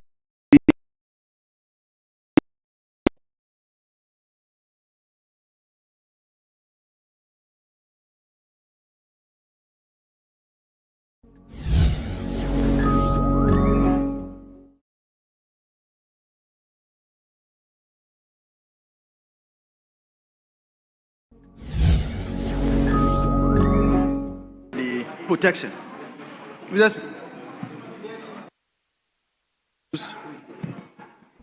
On a point of order, failed to provide any documentary evidence or whatsoever to even tell me, or if you like, to dispute whatever I'm saying. Mr. Speaker, the figures in their own budget is what I'm quoting for them.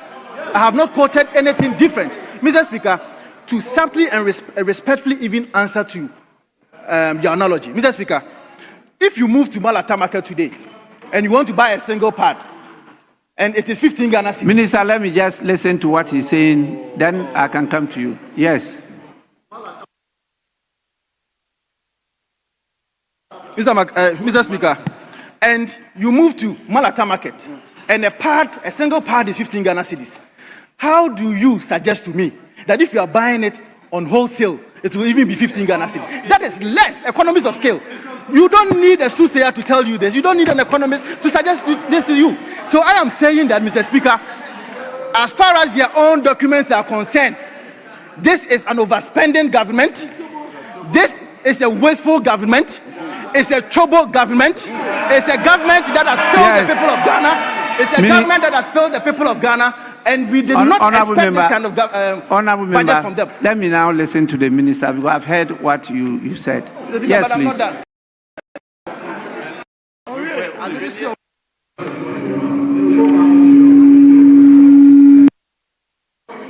Mr. Speaker, my colleague is grossly misleading this House. Of the 6.67 million sanitary pads pitches, in each of it contains 12 packs. So total is 79 million packs supplied by those suppliers. Not the simple mathematics he's doing. Every pack contains 12 pieces. So in total, over 79 million sanitary packs are being supplied at the cost of the 292 million. And Mr. Speaker, the process is not completed yet. We just awarded the last batch of contracts for those to finish supplying what government requires to get the young girls in school. I thank you. So stop misleading the House. Honorable members, what the minister said is a point of clarification, explaining the cost component. And that is what we need to clarify issues that are made on the floor that may create doubt. And so it's now left to the listeners to at least make their minds. But when you leave it at that and you start shouting, I mean, we don't carry the people along with us. Please, your conclusion. Mr. Speaker, surprisingly, the Minister of Education is trying to portray that he's an expert in the usage of sanitary pads. I don't know whether that is what he's trying to say, but it cannot be the case that whatever he's saying here is different from what I'm saying. What did he say? What did he say? You people are just impatient. Please. Allow me to speak. Please. What did he say? Mr. Speaker, the authority in this House on education policy matters is the Minister for Education. He's already said, my colleague said, oh, wait.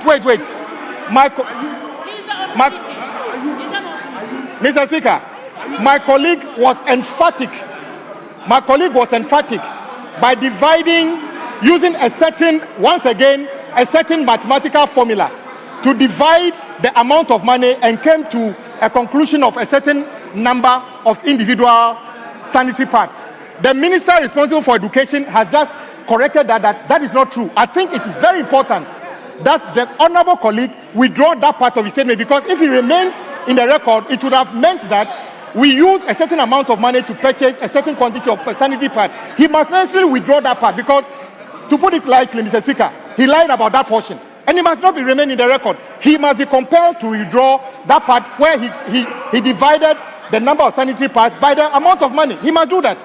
He can hold his view. But on this floor, once we are lucky to have the education minister who gave the facts, that becomes the fact. We are not going to take facts about education from the colleague. We take it from the minister responsible for education.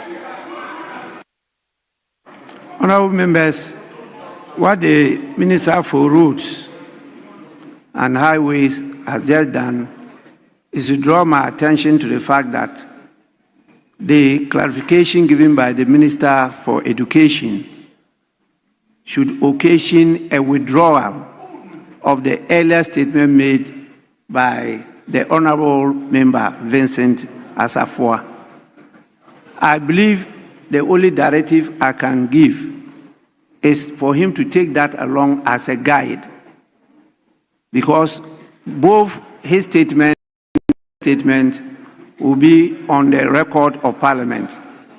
And so people reading will then judge as to who in the where come to the conclusion that what you said is not true and therefore it must be withdrawn, then many of you have to be withdrawing statements here. And at the end of the day, we may not even have official records. So please, Honourable Member, I take it that you have concluded. Because I've given you more than necessary. Because, Mr. Speaker, they have not allowed me to be consistent with I have allowed you, not them. Mr. Speaker, just 1 minute. So, 30 seconds. Thank you, Mr. Speaker. The truth of the matter is that nowhere in this country that you are going to move to a supermarket or a shop that you'll be given a single pad. Nowhere. When you buy the pack, you are given 12 in a pack, which is a pack. So whatever the minister is saying is not different from what I'm saying. It is indeed the case that they've bought one pack of sanitary pad for 45 Ghana cedis. Simple as it is. Mr. Speaker. Please, this disorder is not allowed. You are not all on your feet. I've given one member the opportunity to contribute. And you are all talking.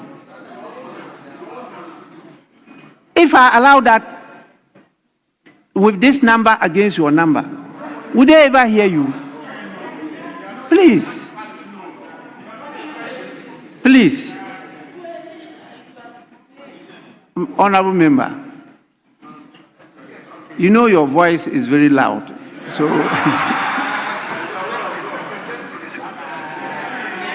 and it's so unique that anybody can identify who is speaking. So please, yes, I just gave him 30 seconds to conclude, and then we move on, because you get the opportunity.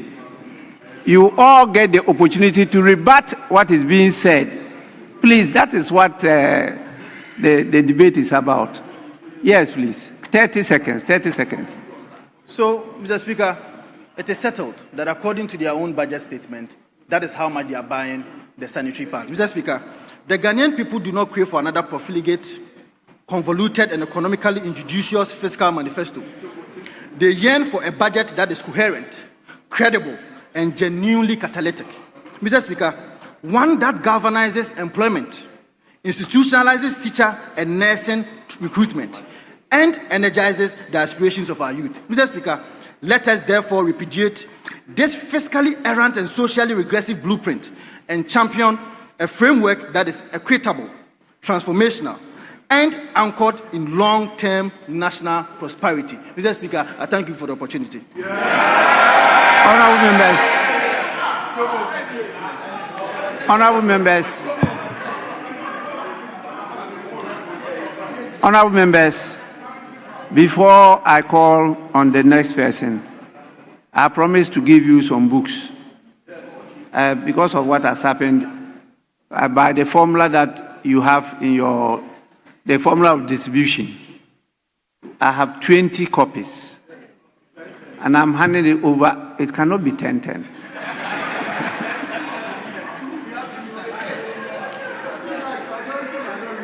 your leader stood here and argued forcefully that formula must be applied on all situations. And I was drawing his attention to the fact that on many situations it will be to your disadvantage. He disagreed, and that was adopted by the House.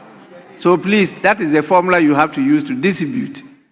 This one is somebody's candid and, I must say, bold perception of what politics in Ghana is.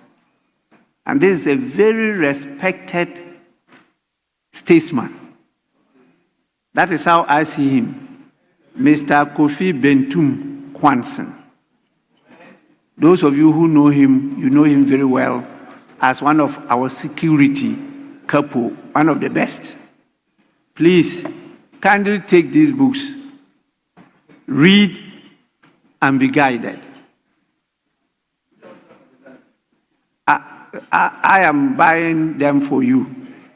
I can buy for 276, but at least 20 copies are available because I'm also distributing some to some political heavyweights outside Parliament so that we all read and be guided by what he thinks we are doing in Ghana here. Please, you may hand it over to the majority leader, who is the leader of the House.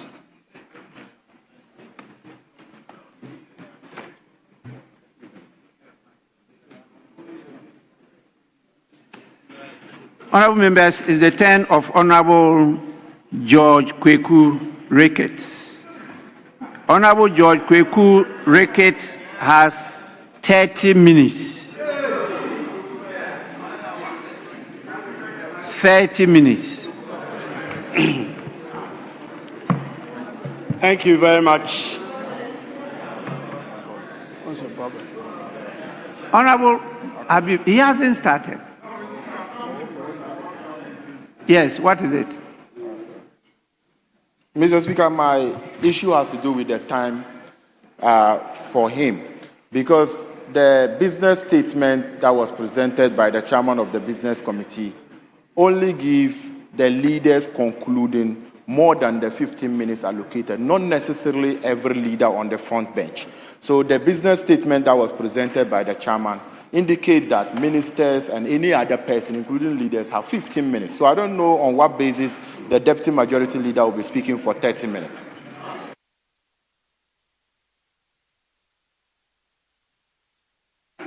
Yes. Please, Majority Chief Whip. Speaker, I recall that originally we allotted 45 minutes to the leaders and 30 minutes to other leaders. Oh, hold on. And I proposed that we should make it 1 hour for the leader, the arrowheads. So that was the only change we effected by moving 45 minutes to 1 hour for the arrowheads. All the other times allotted for the other category of commentators remained the same. And it was 30 minutes for other leaders. What are you afraid of? Honorable members, I'm guided by what is submitted to me by the leaders. And the time allocation are stated there by each contributor. It's stated there. That is what I'm going by.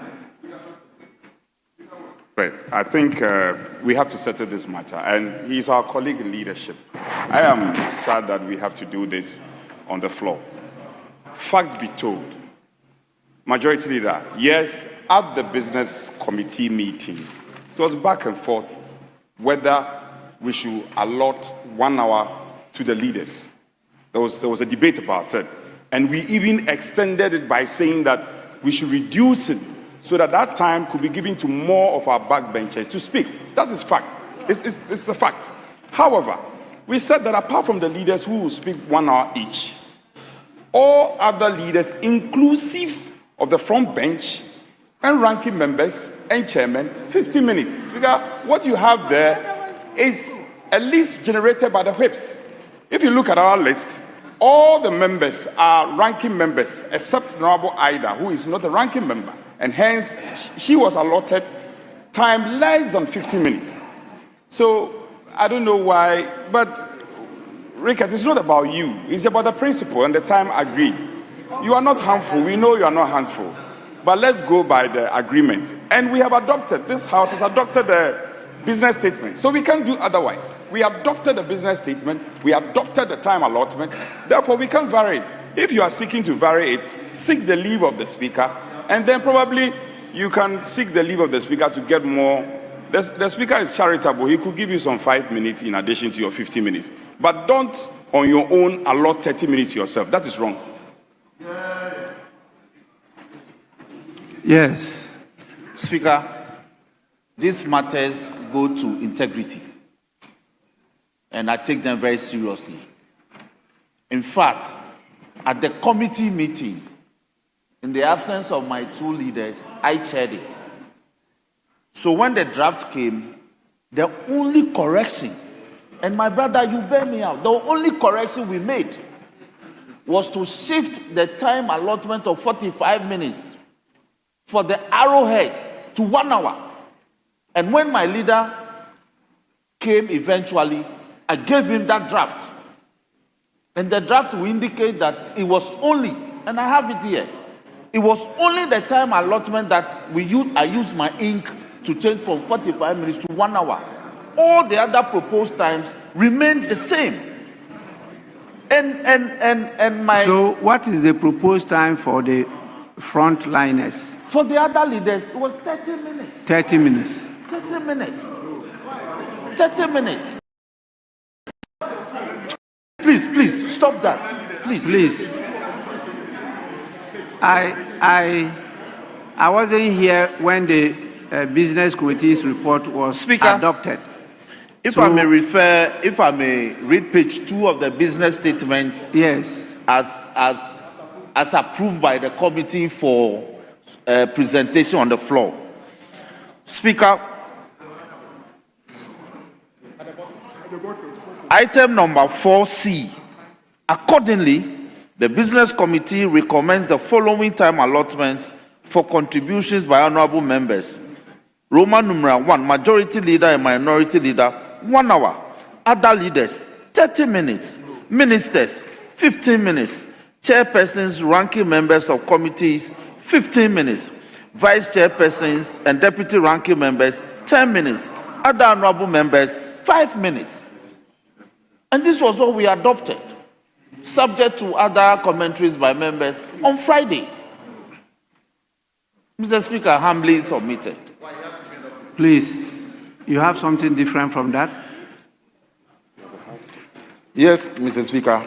I have a copy of the business statement that was presented and adopted by this House. Mr. Speaker, what the majority leader, if you come to page 2, 5, commentary on the budget statement and economic policy of the government. Mr. Speaker, pursuant to Order 1953, the Business Committee is reminded, honorable members, that the commentary of the budget and so on and so forth. Mr. Speaker, there's nowhere, no. Wait, Mr. Speaker, no allocation. Mr. Speaker, this is a matter that, Mr. Speaker, when you check this business, Mr. Speaker, the introduction. Mr. Speaker, wait, they said that this business, the arranged business of the House of the 6th week ending 28th, Friday 28th. This business statement is supposed to end 28th. So what he's saying, it is nothing that is captured. No. We never said leaders are going to speak for 30 minutes in this chamber. You are the only one saying it. So you mean we on this side, we never listened to the business statement or what? We did, and we were in the chamber. Yes, Majority Leader. Mr. Speaker, there was a business statement presented to this House on the 14th of November, which set out the time and the commentary that will be done for the week beginning 18th and ending 21st.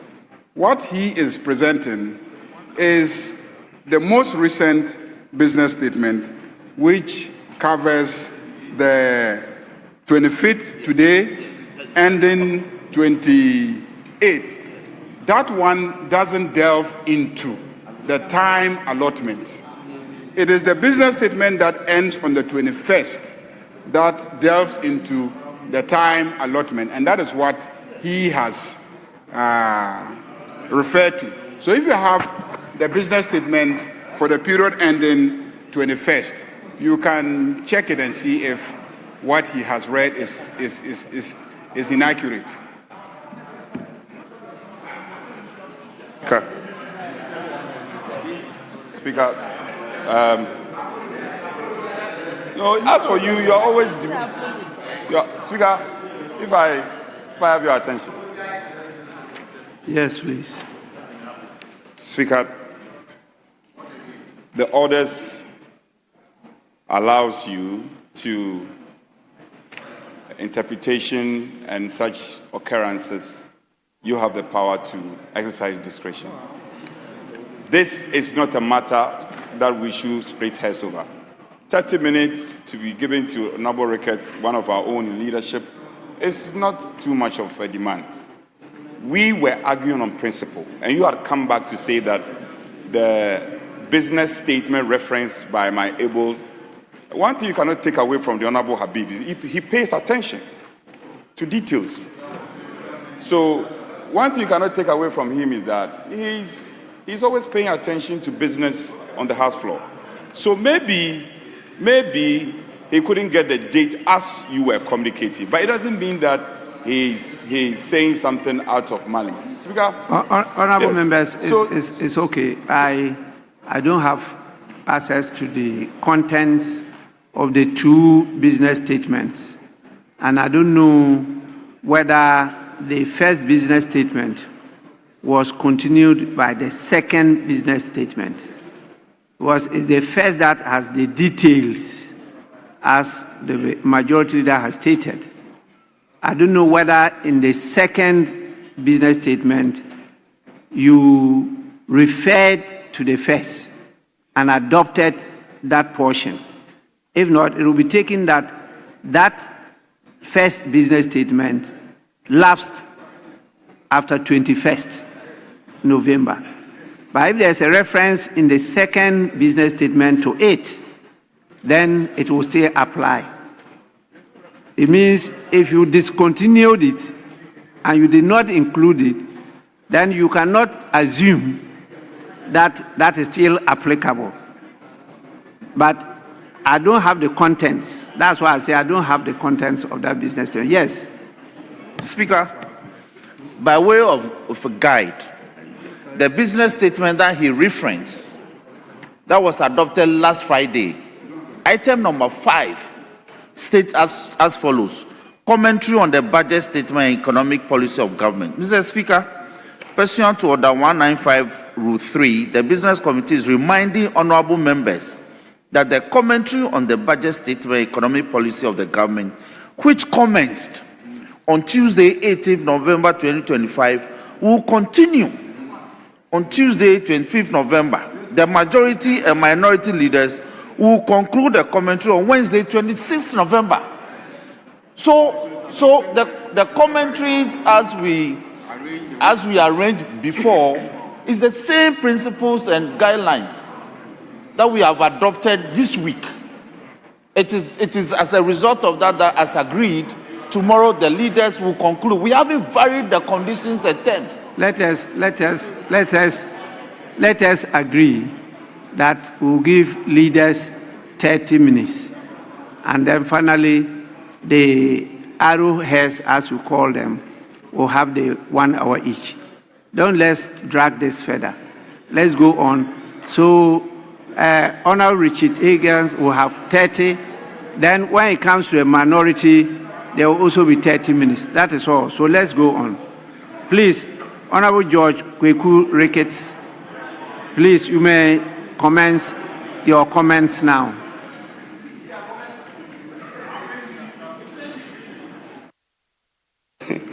Thank you, Mr. Speaker. Mr. Speaker, if I speak for 15 minutes or 30 minutes, I don't think that will change how good this budget is. Mr. Speaker, I rise to contribute to the budget statement and economic policy of the government of Ghana for the 2026 financial year, which was ably presented by Dr. Kaisel Ateforson, the Minister for Finance, on Thursday, the 13th of November, 2025. On behalf of His Excellency, the President of the Republic, President John Dramani Mahama. Mr. Speaker, my friends on the other side, I think, have the right to worry about, in a way, trying to limit the time we talk or try to gag us,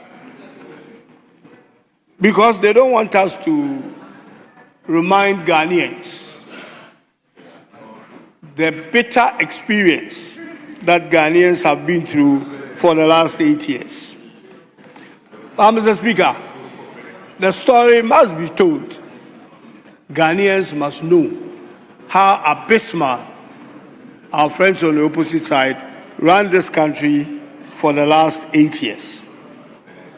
The painful story, and how His Excellency John Dramani Mahama, in less than a year, about 11 months, has managed to turn the mess around in 11 months.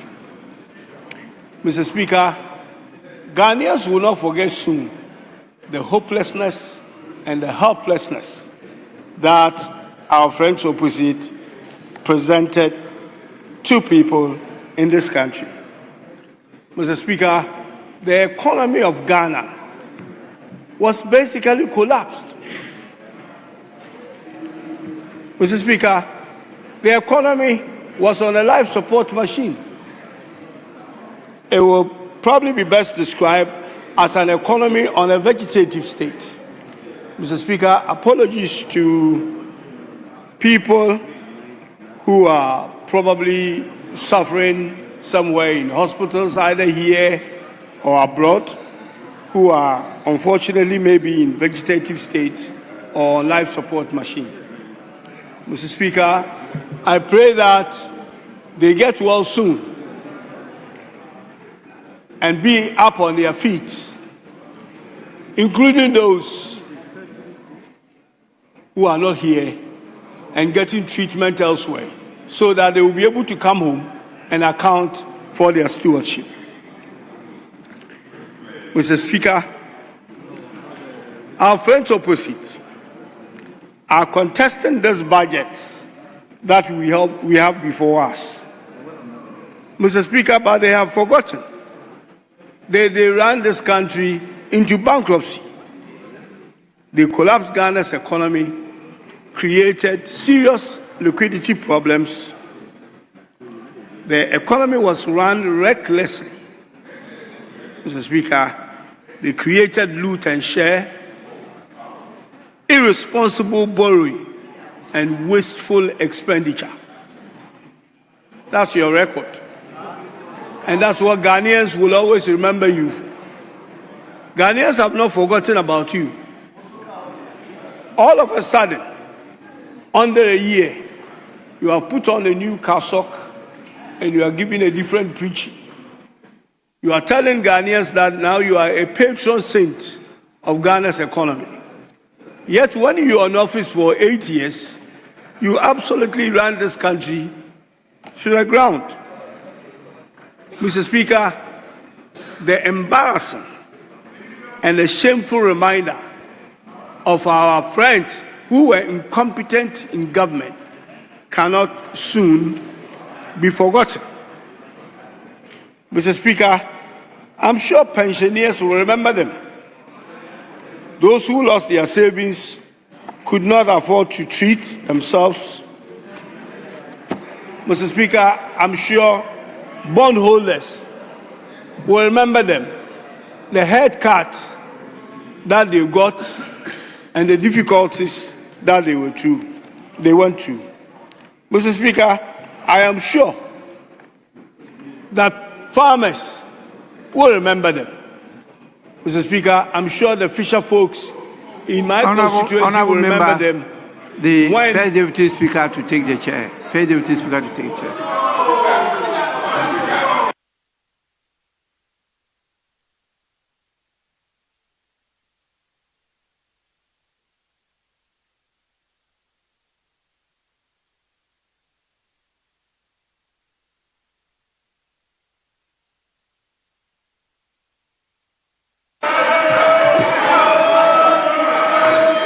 Honorable members, order.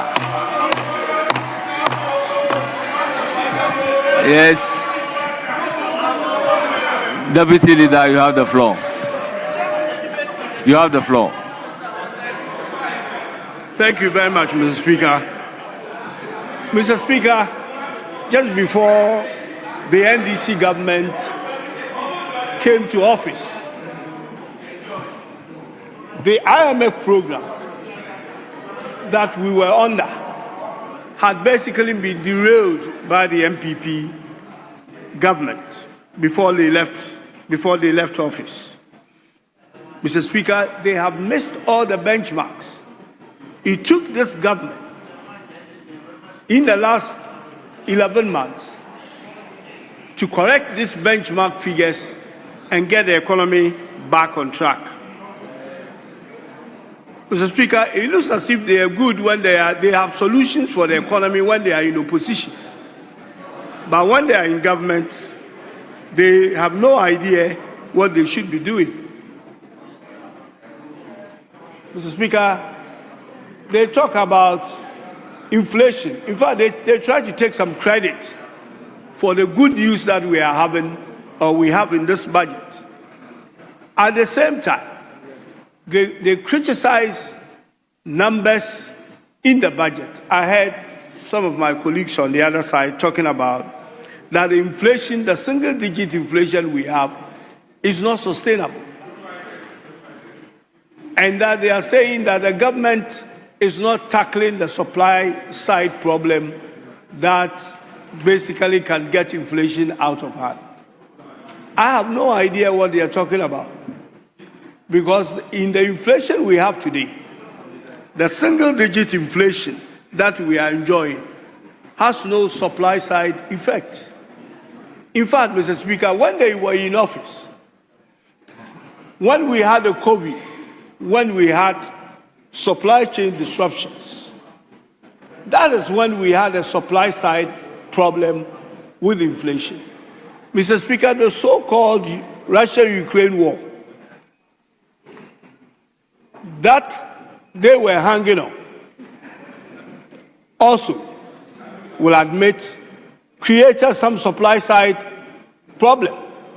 But what did they do, Mr. Speaker? Instead of trying to find solutions on the fiscal side to deal with it, Mr. Speaker, they rather ceded to the monetary policy, that is the central bank, to print money for them to solve that problem. Today, they are talking about supply side. The inflation we have today is a demand-side inflation. It is not coming from any disruptions from anywhere. Mr. Speaker, it's amazing to think that the Russian-Ukraine war is still going on. It has intensified. More bombs are being thrown to the capital, Kiev. More bombs are being thrown to Russia. But the Ghana's economy is actually doing better. When the war started, they claimed that our woes, our problems are as a result of the Russia-Ukraine war. The war is getting more serious, but Ghana's economy is actually now getting better. Mr. Speaker, it tells you clearly that they did not have a clue on how to manage Ghana's economy. They did not have it then, and they don't have it now. You listen to their debate, and you cannot get the head from the tail. You have now idea what they are talking about. Mr. Speaker, don't let them forget that they got inflation itself up to 54% in 2022. Inflation in this country was 54%. Today, we are hovering around 8%, and things are looking better. Mr. Speaker, you remember debt. This country was so much up in debt that our debt was at some point 80% of our GDP. Today, our debt is around 45% of GDP. Mr. Speaker, they said they were dealing with a currency problem. Our cedi got to about 17 cedis to the US dollar. Today, it's around 10 or 11. Nothing has really changed much, but the economy of Ghana is getting better. It tells you the incompetence of our friends on the opposite side, not having a clue how to manage Ghana's economy. And they still don't. They think they can shout. They call themselves the mighty minority, but that will not change the economy. Things are so good. Life in Ghana is better than it was last year. Things are getting better in this country.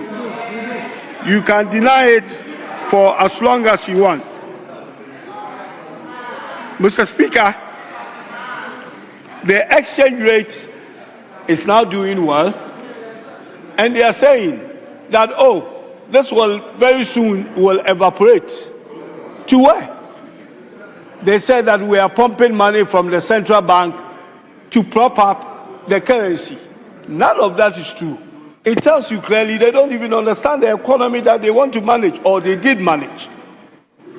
There is no such thing.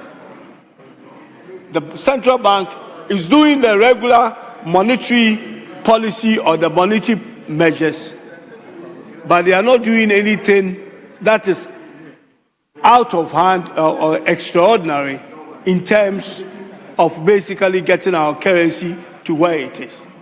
I have said it in this chamber before, that something fundamentally has changed in Ghana's economy that you are not paying attention to. You are still on the old economics. And that I said, the gold board that was set up has become a game changer. You can also talk about basically the gold purchase, which of course you started, but it's been intensified by this government. For about 100 years, we have produced gold, but we have not backed our economy with gold until this year. And all these factors, contributing about 2 billion to Ghana's economy, is what has stabilized our currency, but not anything like what you are talking about in terms of anybody putting money to try and prop up the currency. At some stage, our reserves were just about 1 month of import cover. Today, there is a solid 3 months of import cover. And it's because of the prudent management of Ghana's economy today, which you did not understand then and don't understand it now. Mr. Speaker, I heard someone talking about we are not meeting our tax revenue. We are not doing this. Mr. Speaker, let me give them the statistics of tax revenue. I have the opportunity to do some work with GRA. The budget tax up until this point is 145.8 billion Ghana cedis. We have collected 144.7 billion. Therefore, there's a shortfall of 0.7. Mr. Speaker, typically at this time of the year, which is like October, November, about 76% of the taxes have actually been collected. Currently, we are at 76.5%, which means that by the end of the year, the overall tax of about 189 billion will actually be collected. So I don't know. Yes, we still have room to go. Yes, we are still not the same as our peers, and we must continue to increase revenue and rationalize expenditure, but we are not far off. The measures that we have put in place, the VAT measures, reforms that we have put in place will address a lot of these problems to make sure that our taxes actually get to where it should be. Mr. Speaker, the finance minister has rationalized the expenditure, and they talk about we've cut down some expenditure items. Yes, we wouldn't do things the way you used to do it. We will not do reckless expenditure. We will not waste the taxpayers' money. We will make sure that the money of this republic is used prudently. We will make sure that we cut our coat according to our size and not do the things that you did that got us to where we were, and we have worked hard to bring things to where we are today. Mr. Speaker, inflation is down because food inflation itself is down, something you could never manage. Exchange rate inflation is down, something you could never manage. What you were good at is mismanaging Ghana's economy, spending recklessly, and then saying that you don't have any solution. In fact, at the tail end of the former president's presidency, he gave up and said that the problems of this country will be fixed by the next president. So you gave up even before the elections. Today, your numbers actually tell what you did to Ghanaians and how they have paid you back. You lost the elections abysmally because of your bad management of the economy. I am quite surprised how you are able to get here every morning to come and talk about Ghana's economy, something you know nothing about, and something that everything is here in this budget. If you take the opportunity to read it, you will get to know how to manage Ghana's economy, something you could never manage. Honorable Deputy Majority Leader, hold it. Stop the time for him. Yes. Honorable Stephen Amwa, why are you up?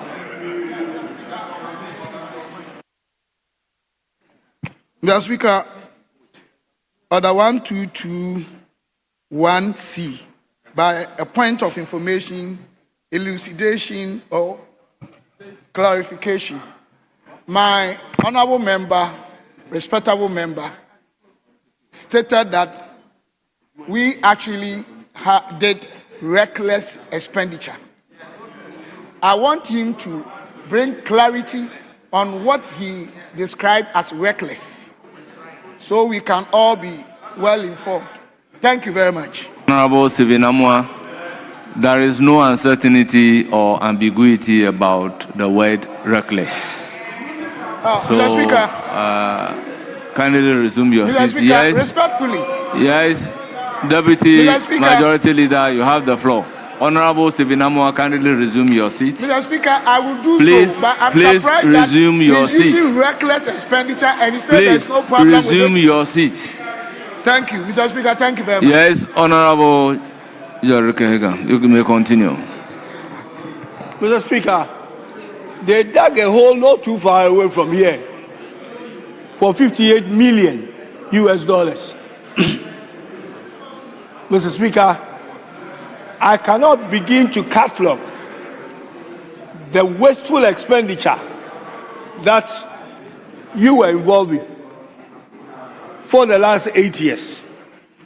Mr. Speaker, His Excellency John Dramani Mahama had to come in to take this economy, rescue it out of the mess that you created. You are talking about planes today, private jets. What did you do during your time with private jets? You were renting them to have a bath in them. Those are reckless expenditure if you don't know what reckless expenditures are. And you were justifying it. Yes, Honorable Kokorike Droga. Yes, you are up. May I know? Can I know why? Thank you, Mr. Speaker. Mr. Speaker, I rise on a point of order to ask the deputy leader. If you are up on point of order, you have to specifically indicate the order that has been breached. Mr. Speaker, I will kindly say that I rise on order 123, 2A and B, the combined effect of that. Well, you cannot be on point of order and again rise on order 1, 2, 3. You cannot rise on point of order and again be on order 1, 2, 3. If you rise on point of order to interrupt the debate under order 1, 2, 2, you must satisfy the condition in order 1, 2, 2, 5. Mr. Speaker, I hear you. But Mr. Speaker, the Speaker ruled. In fact, you were the one who ruled when the majority leader got up to interject that the majority leader has the right to rise on a point of order to correct a false impression. You ruled on it. Well, I was sitting. He is up on a point of clarification. I am saying that you were the very one who ruled on it. Yes. And I'm saying that it's the same thing I rose on. That I'm rising on a point that he made. No, First one. Honorable Nitiwood, you are a former leader. I know. I asked, you are up. May I know why? And you said you are up on debates on a point of procedure or point of order. Shall state the rules of procedure the member on the floor has breached or the procedural matters that requires a ruling of the speaker before subjecting the member on the floor to the ruling of the speaker. So you told me you are interrupting the debate on a point of order by standing order 122A. And I'm just asking you to satisfy the condition in order 1225. That's, Mr. Speaker, precisely. That's the more reason why you should listen to me, because I could ask you to intervene.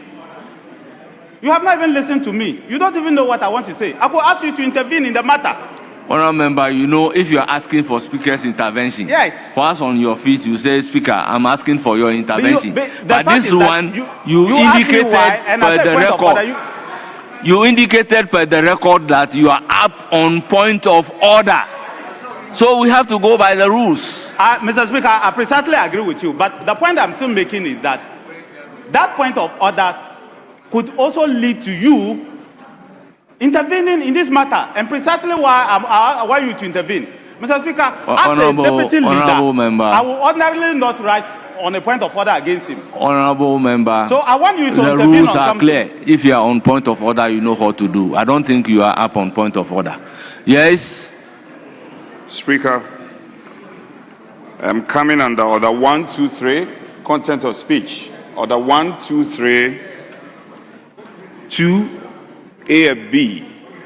Speaker, I heard my deputy leader say that the MPP administration went ahead, procure aircrafts with the sole aim of taking their bath in the aircraft. He said that. He made that statement. That we were taking our bath in the aircraft. Speaker, if the leader is so minded to stand by that statement, I will not contest you. But he knows what to do. He must provide evidence to that, well, to what he said. Or, Speaker, he must stay clear of that and proceed to make his statement. Otherwise, So, Honorable Minority Whip, you are asking the member on the floor to provide evidence of buffing in the aircraft. Speaker, he's the one. I didn't ask him to say that. He said it. He is alleging. Very well. Whilst there, I overheard the main speaker indicating that we are not at the trial. So if for everything we are requesting for evidence, I believe the debate may not flow. You also have the opportunity to disagree with him. So if it is the evidence that you are asking, maybe when you have the opportunity, you can disagree with him. Let me further say that it's an offensive statement. I feel offended. And we on this side, we feel offended by that statement. And that is in contradiction to Order 123, to A and B. And he knows that he stands in breach of those orders. So, Speaker, I'm not just saying that he should just stay clear. He should provide evidence. And Speaker, if he has no evidence, he should do the needful. He has been speaking for 25 minutes. Nobody interrupted him. To say that we've been buffing in an aircraft, he must be responsible enough. He must be responsible enough to provide the needed evidence. Speaker, I am not asking too much. I am not asking too much. He knows what to do. And I'm not asking the leader to come and bail him out. The leader should resume his seat. You see, Minority Chief Whip, if you are saying that he used the word buffing in the air, and that word is offensive, or it imputes improper motive, it's one thing. But you are asking him to produce the evidence of the fact that buffing in the air really took place. So let me hear Majority Leader.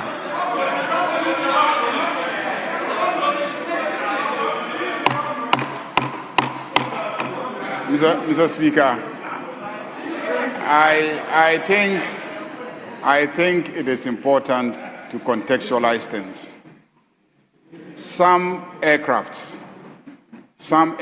especially the private jets, have provisions for toilets. They function perfectly well. They cost less. But some jets have bathrooms in them. So when a president is traveling, and instead of hiring the smaller one that just has a toilet, but goes for a jet that has a bathroom in it. Mr. Speaker, it is obvious that you want to bath in the air, because that facility in the aircraft, you pay for it. You pay. And I cannot imagine a president hiring an aircraft that has a bathroom in it, paying for the facility and not utilizing it.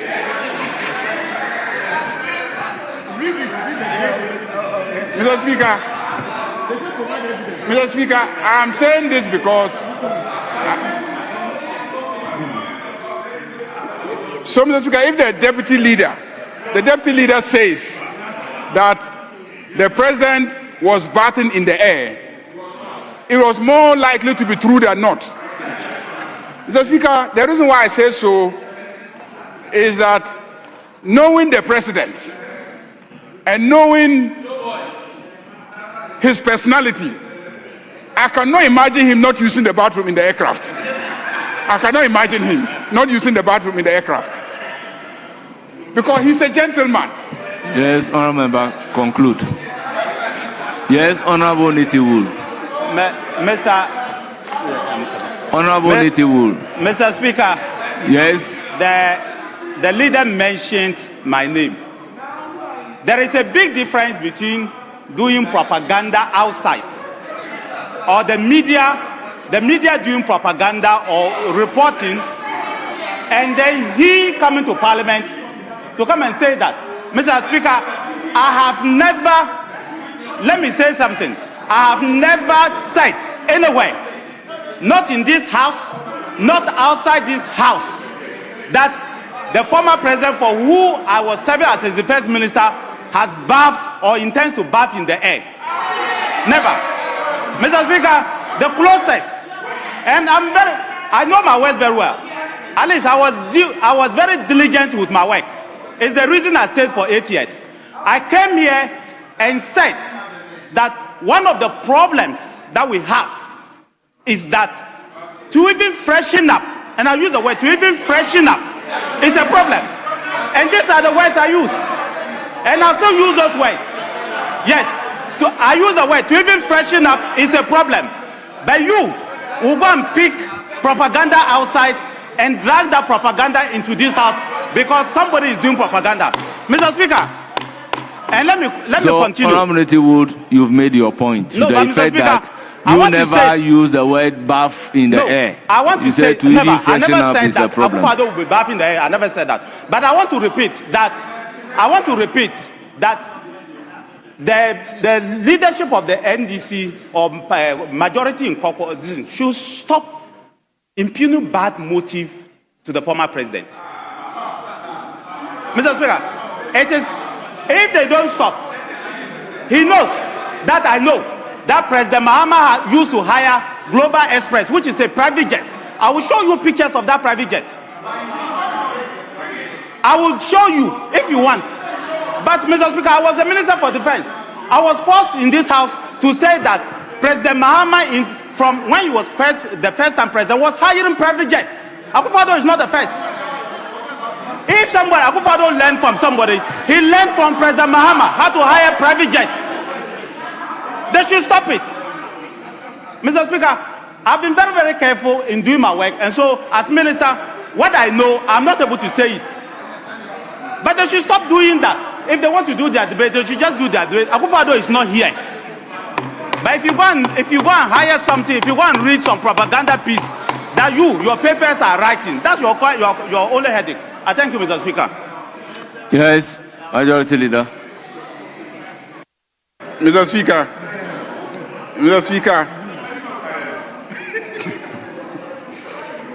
Joy FM, a credible media house in this country, published on its website 16 June 2021 at exactly 12:30 p.m. And the heading is, Akufo-Addo can't even shower in presidential jet. Nitiwul defends president's alleged extravagant foreign travels. So, Honorable Nitiwul was complaining that the presidential jet that Ghana has is inconvenient because President Akufo-Addo cannot shower in that jet. Mr. Speaker, and he said that it was inconvenient to use that aircraft because it meant that the president had to travel to his destination, alight, go and shower, and now attend his meetings. So the president needed an aircraft that he could shower inside so that when he lands, he goes straight to his meetings. So, Mr. Speaker, let me read quotations, not reporting, quotations, because the media has quoted you verbatim. It says that the defense minister has justified government's decision to hire a luxury aircraft for President Akufo-Addo's latest foreign trip, which is alleged to have cost $15,000 per hour. Addressing Parliament on Wednesday, Dominic Nitiwul insisted that using the presidential jet would not have been a good idea. He stated that the presidential jet, the Falcon, was not conducive and presented many challenges when the president was embarking on his 10-day foreign travel. He stated that although the Falcon was airworthy, it lacked certain facilities, like a washroom. It lacked a washroom where you bath, because I know that it has a toilet. Like a washroom. And it couldn't contain More than 8 passengers. More than 8 passengers. Honorable Majority Leader, the Honorable Former Leader, Nitiwul Bingap Aduna, said that what you are reading is a media propaganda, and that he didn't say it. Oh, I'm going what to the he quotations. said. I'm getting to the quotations. What he said yes, I'm on going the to say floor what he of said. Parliament is he used the word freshen up. I'm coming. Mr. Speaker, the Bimbila MP, no, they caught you. They caught you. Wait. The Bimbila MP said the president was embarking on a reputable business trip in multiple destinations and mentions the countries. Let me get, okay, now they start quoting you. Thus, hiring another aircraft to those destinations became a suitable option. So now they quote you. This is what you said. In practical experience, since the aircraft was acquired in 2010, whenever the aircraft is traveling to the eastern part of United States or Asia, the aircraft will not load through more than 8 plus the luggage. So it depends on where it is going and the payload with it. This is still quotation. Secondly, I have also said the aircraft has to do refueling stops. And also in this COVID-19, when you are traveling to multiple destinations like the presidential recent travel, the Falcon couldn't have been taken because he would have had to do technical stops which are not desirable. Quotation continues. Again, when he is traveling with more than 20 people for a business trip, as he has done and brought huge sums of money to this nation, he will need more than just a Falcon. Otherwise, the others will have to go a day ahead before the president is prepared, before the president to prepare themselves. Quotation continues. In fact, the president would have to go a day ahead because no president can shower in this aircraft. Mr. Speaker, he says that, in fact, the president would have to go a day ahead because no president can shower in this aircraft. He cannot move, listen carefully, he cannot move from this aircraft straight to a meeting. So the president wanted an aircraft in which he can shower and then move from there straight to a meeting. This is what you said. Mr. Speaker, there are a lot of quotations, but I think that is the point that I want to make, Mr. Speaker. Yes. Mr. Speaker, if you ask me this question again, just like I did last week, I'll repeat exactly what I have said. Mr. Speaker, it was a written answer. The answer Honorable Okulu Joto asked me was a written answer. It is in the Hansard. I remember my words, and I'm very careful with my words. In fact, if you don't know, I wrote to Joy FM on this very matter. You can ask them that I use the word freshen up, and they have it. So if you come here and you are quoting some words that some propaganda, this very word I used it because it turned out to be propaganda. And let me repeat. It's for that same reason that you are looking for 2 aircrafts, one long haul and one short haul. It's for that same reason that I stated here. And Mr. Speaker, I have not run away from those reasons. I still state that Ghana as a leading country cannot continue doing what we are doing because tomorrow we'll regret it. And I said it here.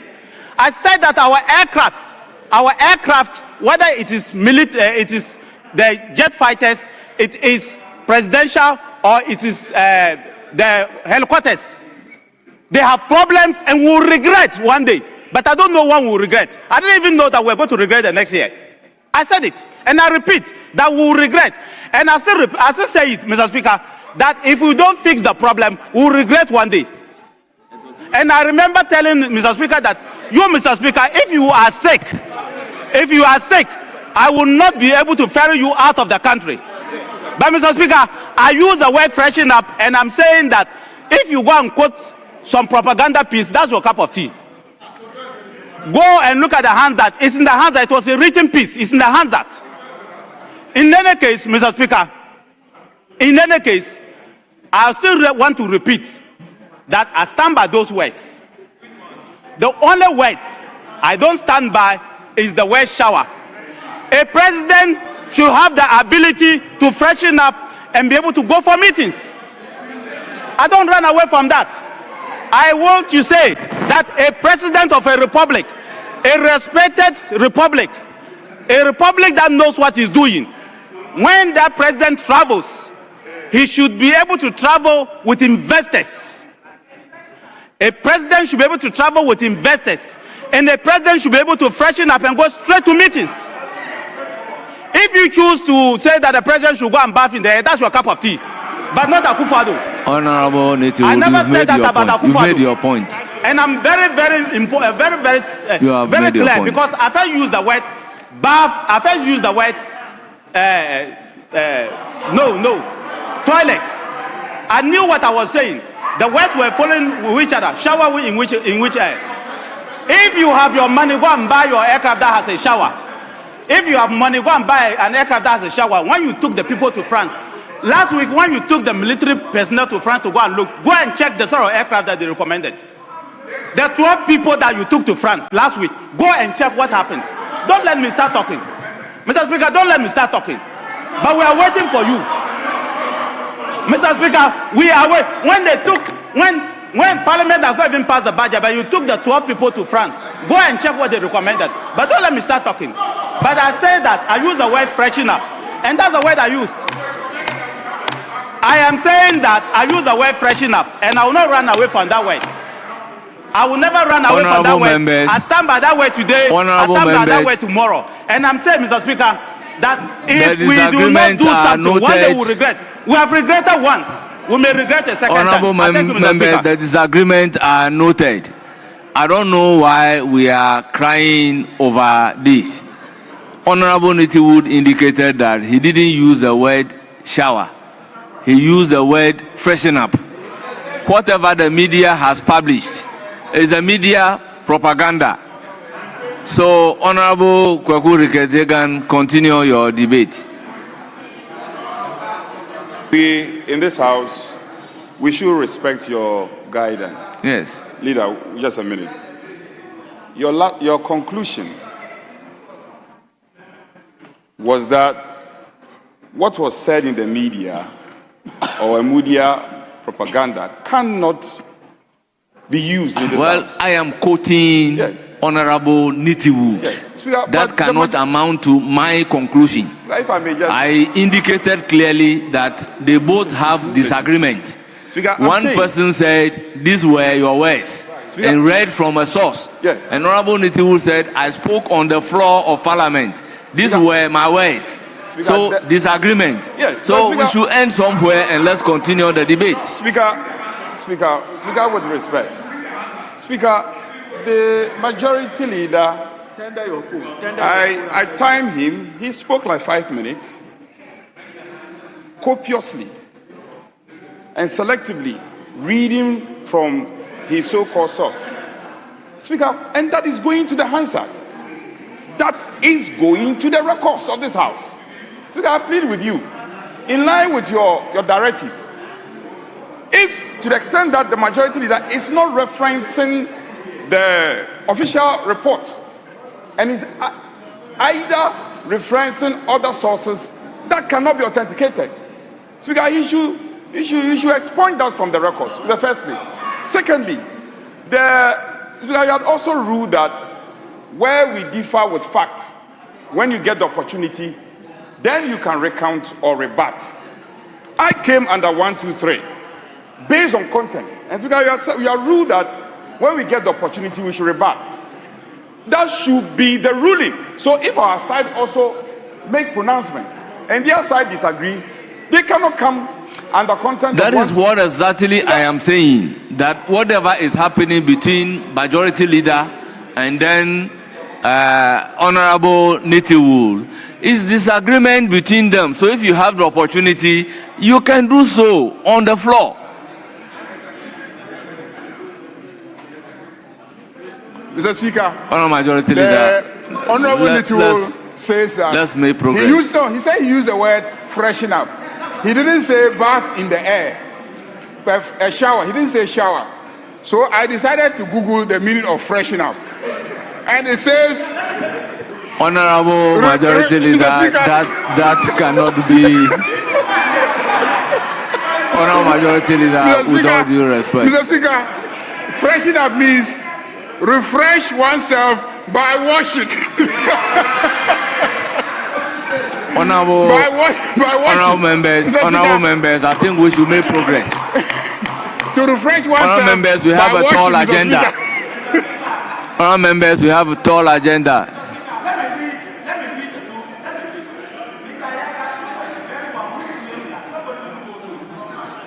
You are the very one who claimed somebody didn't go to good school, and you cannot read.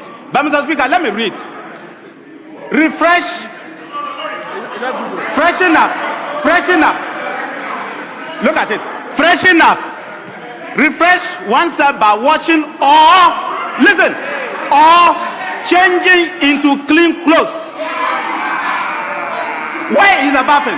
Refresh oneself by washing or changing into clean clothes. Where is the bathing? Two, Mr. Speaker, make something look newer or more attractive. Where is the bathing? Where is the bathing? Read. You didn't go to school, or you don't know how to read. Honorable members. Mr. Ayaka, didn't you go to school? You don't know how to read. Honorable which members. One? Choose which one. Honorable members, I think I still stand by my ruling. We will call on Honorable Kwaku Hagan to continue the debate. Honorable Hagan, continue the debate.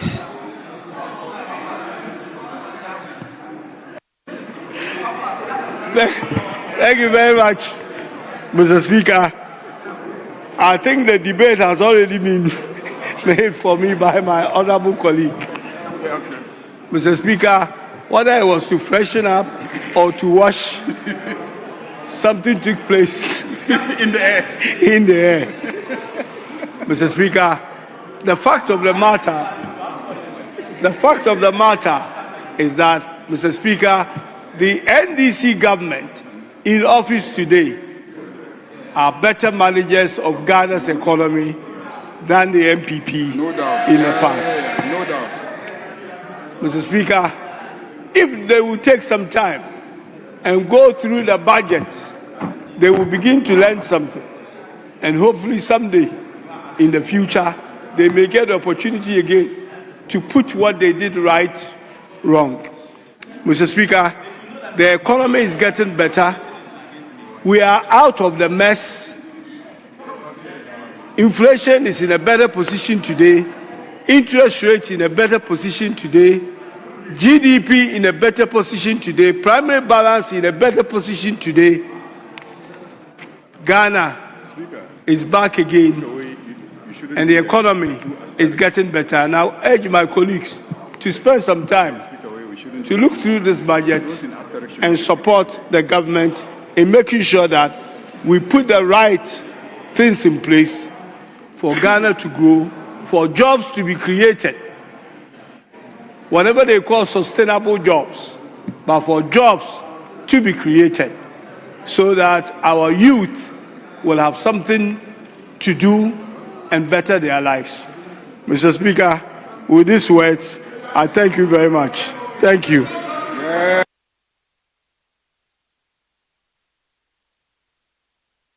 Honorable members, none of you is the timekeeper. I will proceed to give the floor to Honorable Daniel Nana Addo Kenneth. You are speaking for 15 minutes. Thank you, Mr. Speaker. I express my gratitude for giving me this opportunity to make commentary on the budget statement and economic policy of the government of Ghana for the 2026 financial year. Mr. Speaker, a lot have been said by my colleagues on this side, and a lot have also been said by the colleagues from the majority side. But Mr. Speaker, one of the most important things we all ought to know is that as a government, it's important to commit to our words. It's important to stick to the promises that we give to people. Mr. Speaker, when we deliver our manifestos and assure the people of Ghanaians our intentions for them, it is important that when we are voted into power and given the mandate, we walk our talk. Mr. Speaker, the NDC made a lot of promises and a lot of fanciful projections. Big push. Youth in Agric program. They talked about 24-hour economy and a lot more. But Mr. Speaker, they say the devil is in the details. Mr. Speaker, on big push, the finance minister presented the 2025 budget and indicated an amount of 13.8 billion Ghana cedis. Mr. Speaker, if you actually take the appropriation amount, it is actually 13.75969313. That's a shortfall of 40 million cedis. His attention was drawn here in this house. Yet, even in the revised budget, he kept mentioning 13.8 billion cedis for the general public, when in actual fact, the amount allocated was short by 40 million Ghana cedis.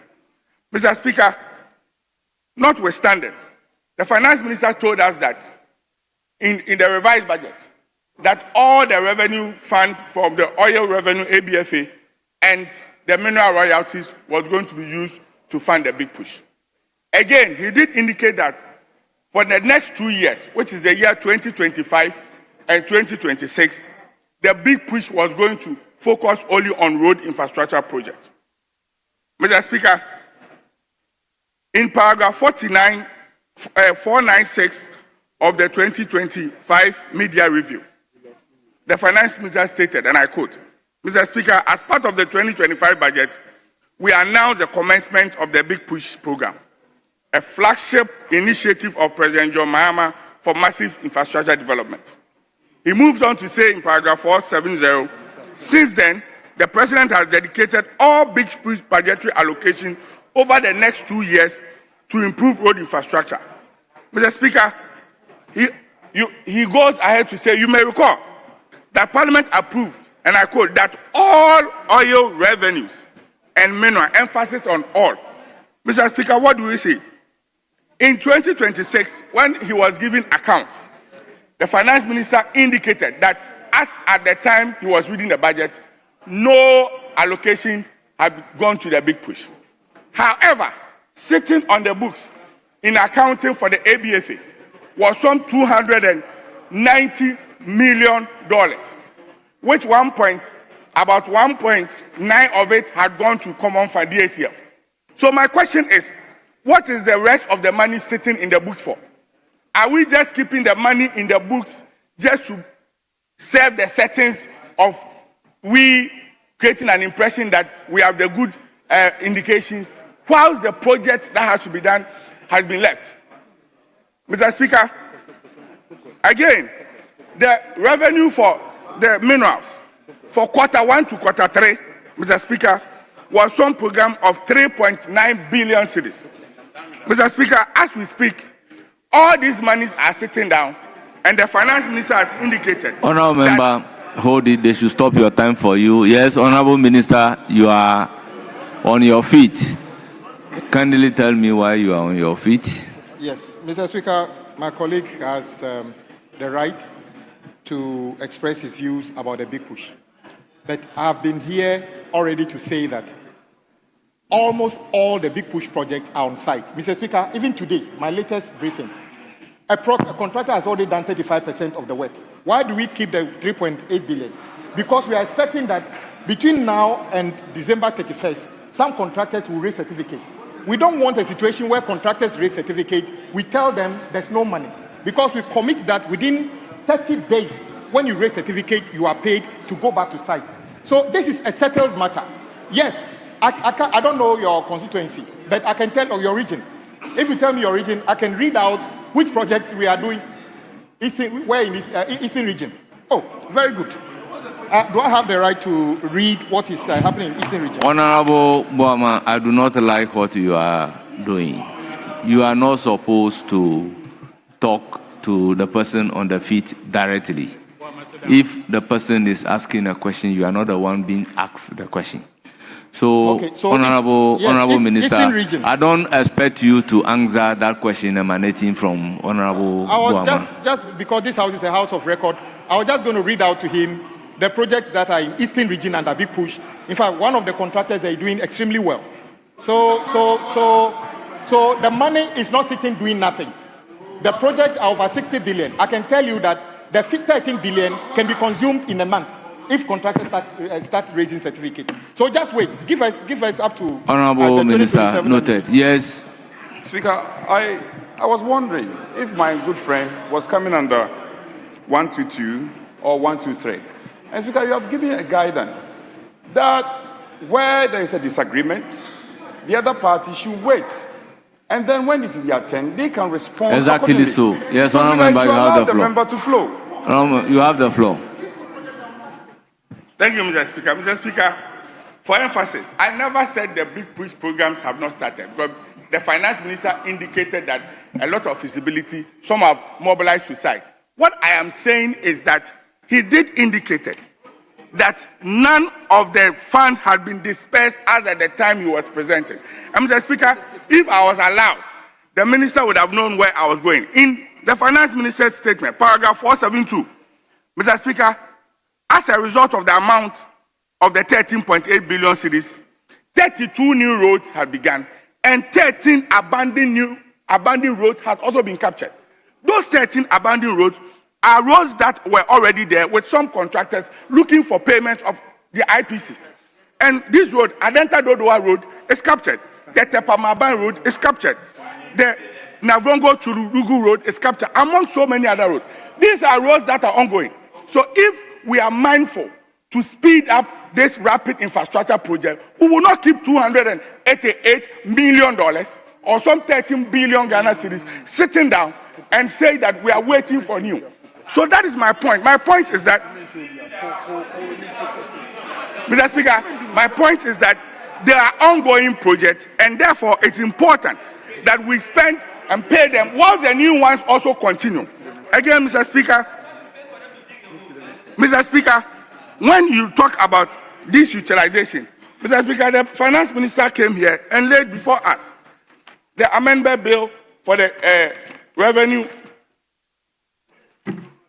for the petroleum revenue management, and he amended section 21, and he indicated that 21(3)(a), for any financial year, the annual budget funding amount shall be used for infrastructure development. So if there are already projects that are ongoing and have been duly captured, which is very good, why do we keep the money? And that is our business, because we want to create some good books. Meanwhile, Mr. Speaker, if you look at the projection, they projected 17 billion cedis for 2027, for 2026. In 2025, they talked about 13 billion. Mr. Speaker, you see that for 2026, the minister is now talking about 30 billion. Do the math. A simple calculation of 13 plus 17 will give you that amount of 30 billion. And so, Mr. Speaker, is it the fact that we want to keep, it is not as if we are creating an additional money and telling the Ghanaians that we are giving them some 30 billion. It is because we are not spending the 13 billion and we are just adding it on. Mr. Speaker, if you look at, the minister went ahead to indicate that these are priority projects. For me, when you say something is priority, that is where you put your money. And so we cannot say something is our priority and will not be spending. That is not acceptable. The people of this country voted massively for you, and they wanted us action. And this action cannot be. Mr. Speaker, we complain about abandoned projects. We complain about delayed projects. If you have fund to spend, why do we do that? Mr. Speaker, again, the minister made mention that this is the first time we are talking about express rate. I was even tempted to believe so. But again, the devil is in the detail. Mr. Speaker, let me take you to 2025 budget. Page 108, paragraph 610. Mr. Speaker, and this is the finance minister talking. Works on the dualization of Insaum of Angkor 16.7 kilometer road achieved a physical progress of 68%. It involved the widening of the road to 10 lanes with a 6-lane expressway. Mr. Speaker, this is the finance minister talking about. With a 6-lane express lane, My simple understanding would be, in the interest of managing our meager finances, it is good to have an expressway. But, Mr. Speaker, if already a certain 16.7 kilometer expressway has begun already by the previous government, I was thinking that this government will realign and continue to do the expressway, rather than abandoning all this, still funding it, and still finding additional money to go and create another. Why are we doing this to Ghanaians? Why are we doing this to Ghanaians? Why are we unduly placing stress on the finances that we don't have? Why do we play undue negative politics with programs and projects that will benefit this country? We keep talking about abandoning programs. We keep talking about the wastage in the system.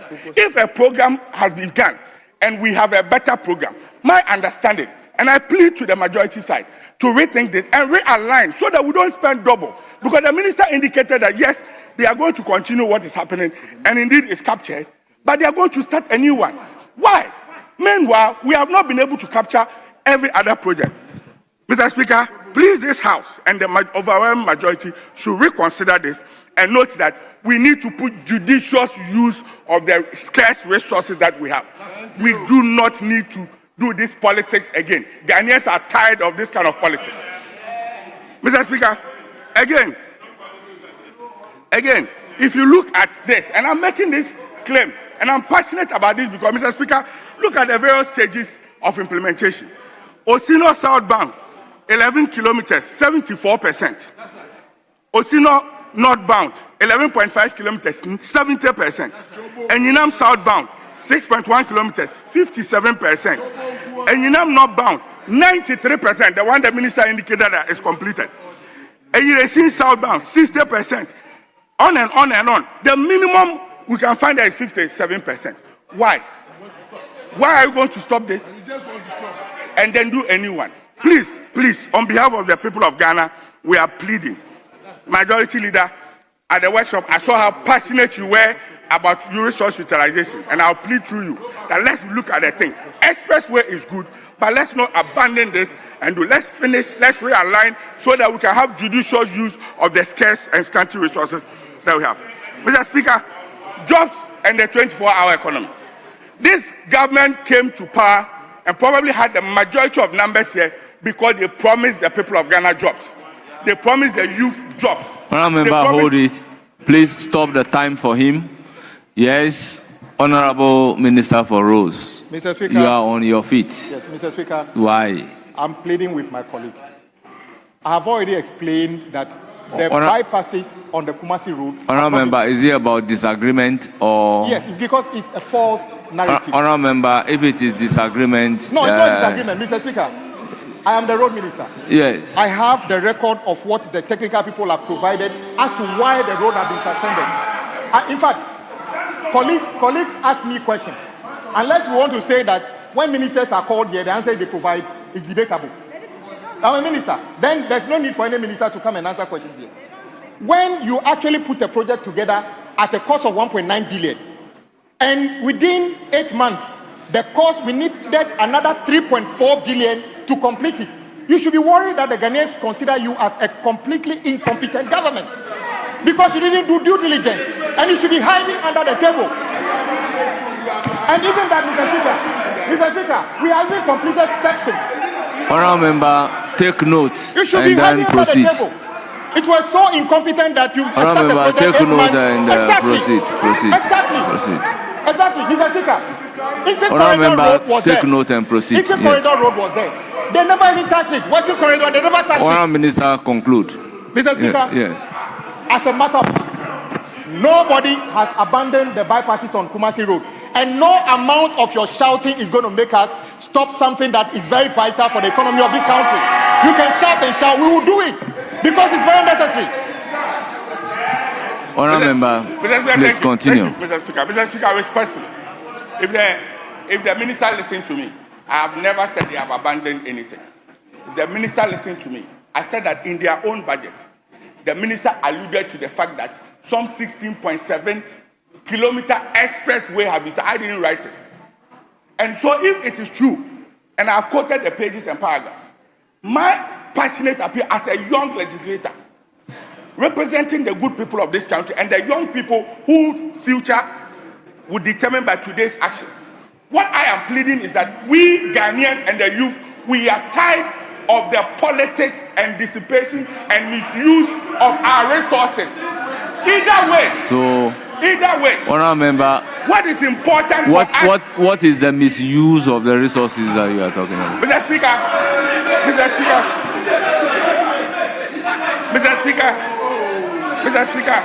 I believe that you will give me some more time because the minister has taken some of my original time. Mr. Speaker, for me, this country and all over the world, one of the challenges we have had as a Ghanaian community is that projects are started, not completed, abandoned by successive government, start new one, which is not completed, another government comes, is abandoned, and the cycle goes on and on and on and on. What I am saying is that if we are mindful that indeed we are here because of the people of Ghana, let us for once,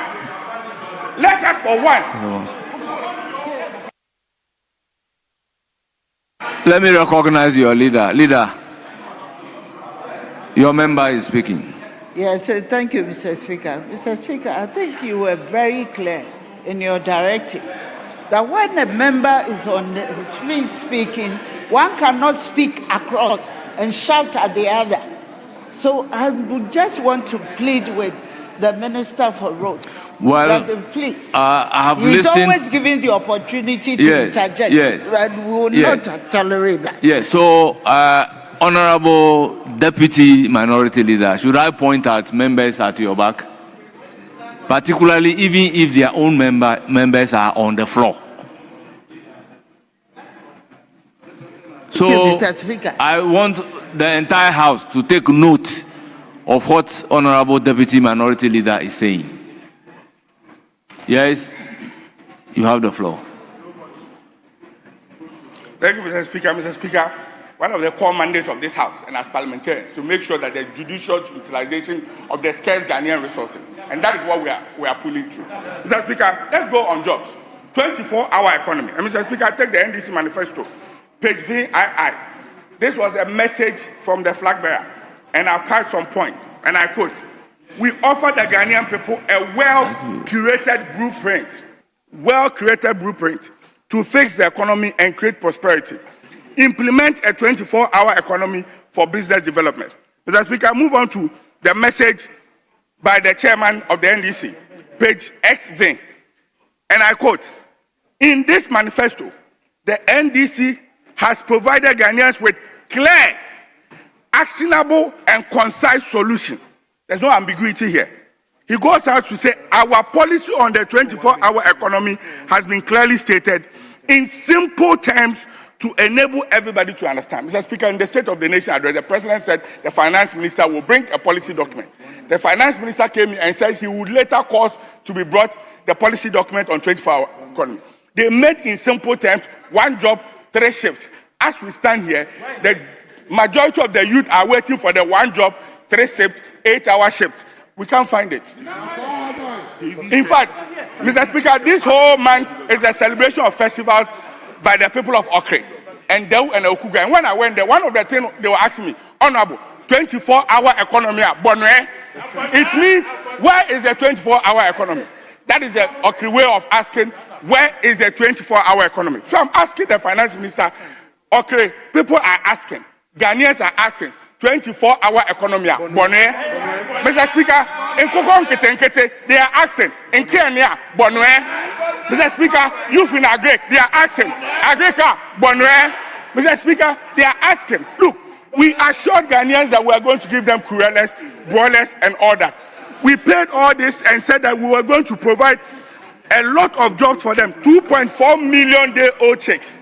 Mr. Speaker, we are going to provide them chicken to produce 1 million cureless. As we speak, we are still on registration, and we are a few months to Christmas. Mr. Speaker. Honourable Member, your time is up. Honourable Member, your time is up. It's now the turn of Honourable Haruna Idrisu.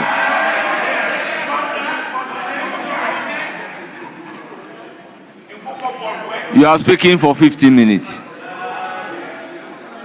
Mr. Speaker, let me thank you for the opportunity to contribute to the budget statement and economic policy ably delivered by the Honorable Atuforsen for and on behalf of President John Dramani Mahama on the theme Resetting for Growth, Jobs and Economic Transformation. Mr. Speaker, in contributing to this debate, I'm reminded by my grandmother's proverb to my friends opposite the aisle that when you are pounding fufu for a blind person, the best way to assure the blind person you are not eating the fufu is to be whistling. I'm sure they want us to whistle. What it is the achievement of President John Dramani Mahama. Mr. Speaker, 2025 was a correctional year for President Mahama and the Honorable Atuforsen.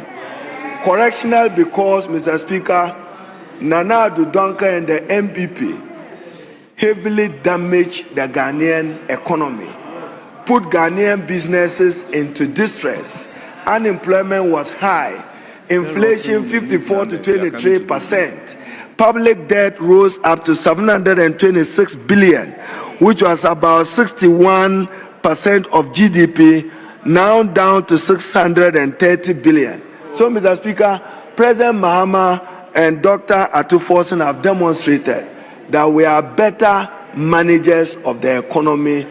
The amount of money that this side spent on servicing debt is less today, and that assures the Gen Zs or young people of a future that they will not be overtaxed tomorrow in order to pay for some outstanding debt of an elephant appetite borrowing government which went on a borrowing spree. Mr. Speaker, the Honorable Atuforsen has also demonstrated Ghana has borrowed less in 2025 than any other period in the last 10 years. It means that we are making our debt sustainable. And Mr. Speaker, as he rightly announced, Ghana will exit the IMF in June.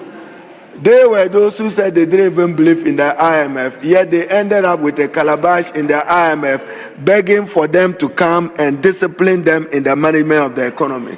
But Mr. Speaker, in contributing to this budget, I'd like to speak to just 4 themes. One on my sector, education. Mr. Speaker, sufficient allocation have been made to the Ministry of Education to deal with education infrastructure expansion.